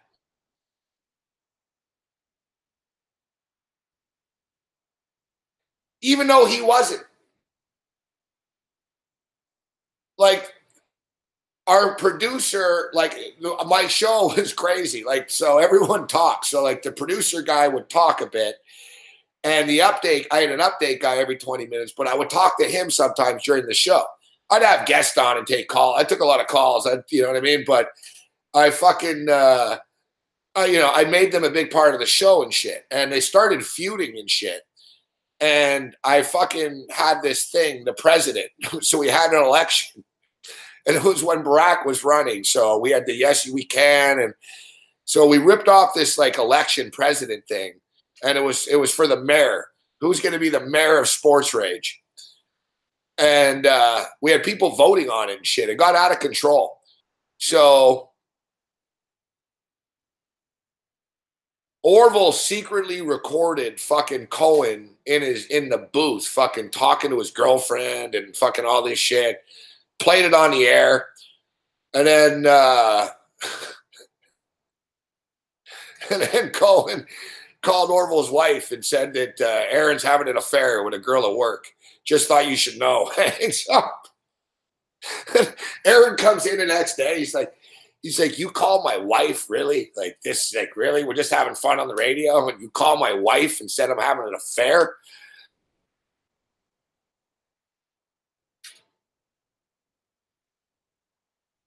Oh, it was fucking gold. Yeah, this guy's talking to me about being around a 14-year-old fucking, holy fuck, bro. I hope you get the help that you need one day. Thanks for giving us another view, though.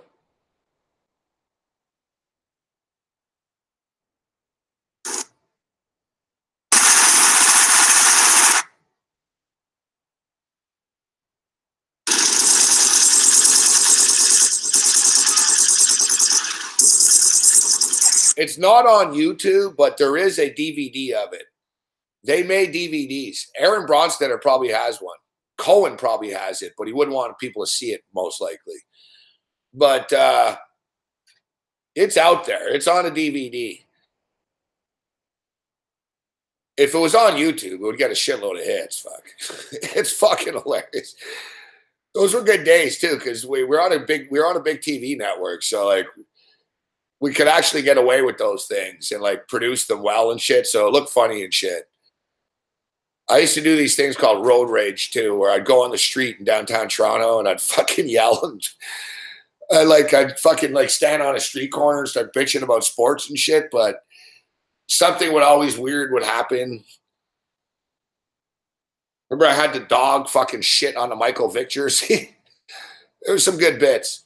Those are on YouTube. A few of those are up on YouTube. All right, we're out of here. You guys in Japanese baseball. All right, Japanese baseball. It's 5 in the morning. It's in 3 hours only.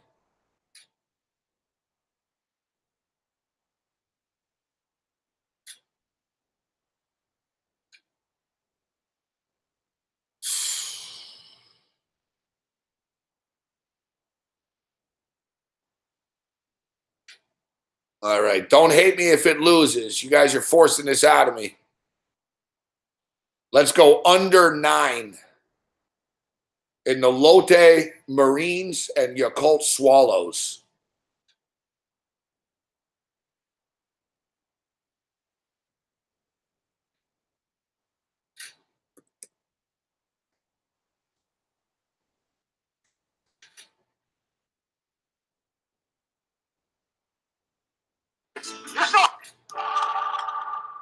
Anyone else like to share?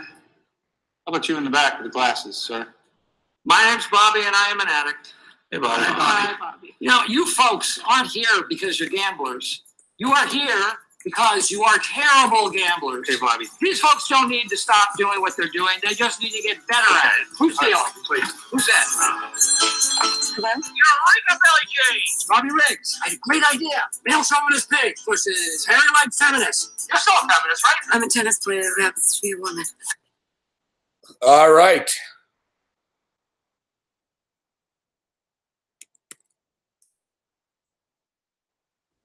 We done. We went late tonight, but Championship Monday. The shorter show tomorrow. Tomorrow we'll dig in, though, with the futures, and we'll have the full series prices for the NBA Finals.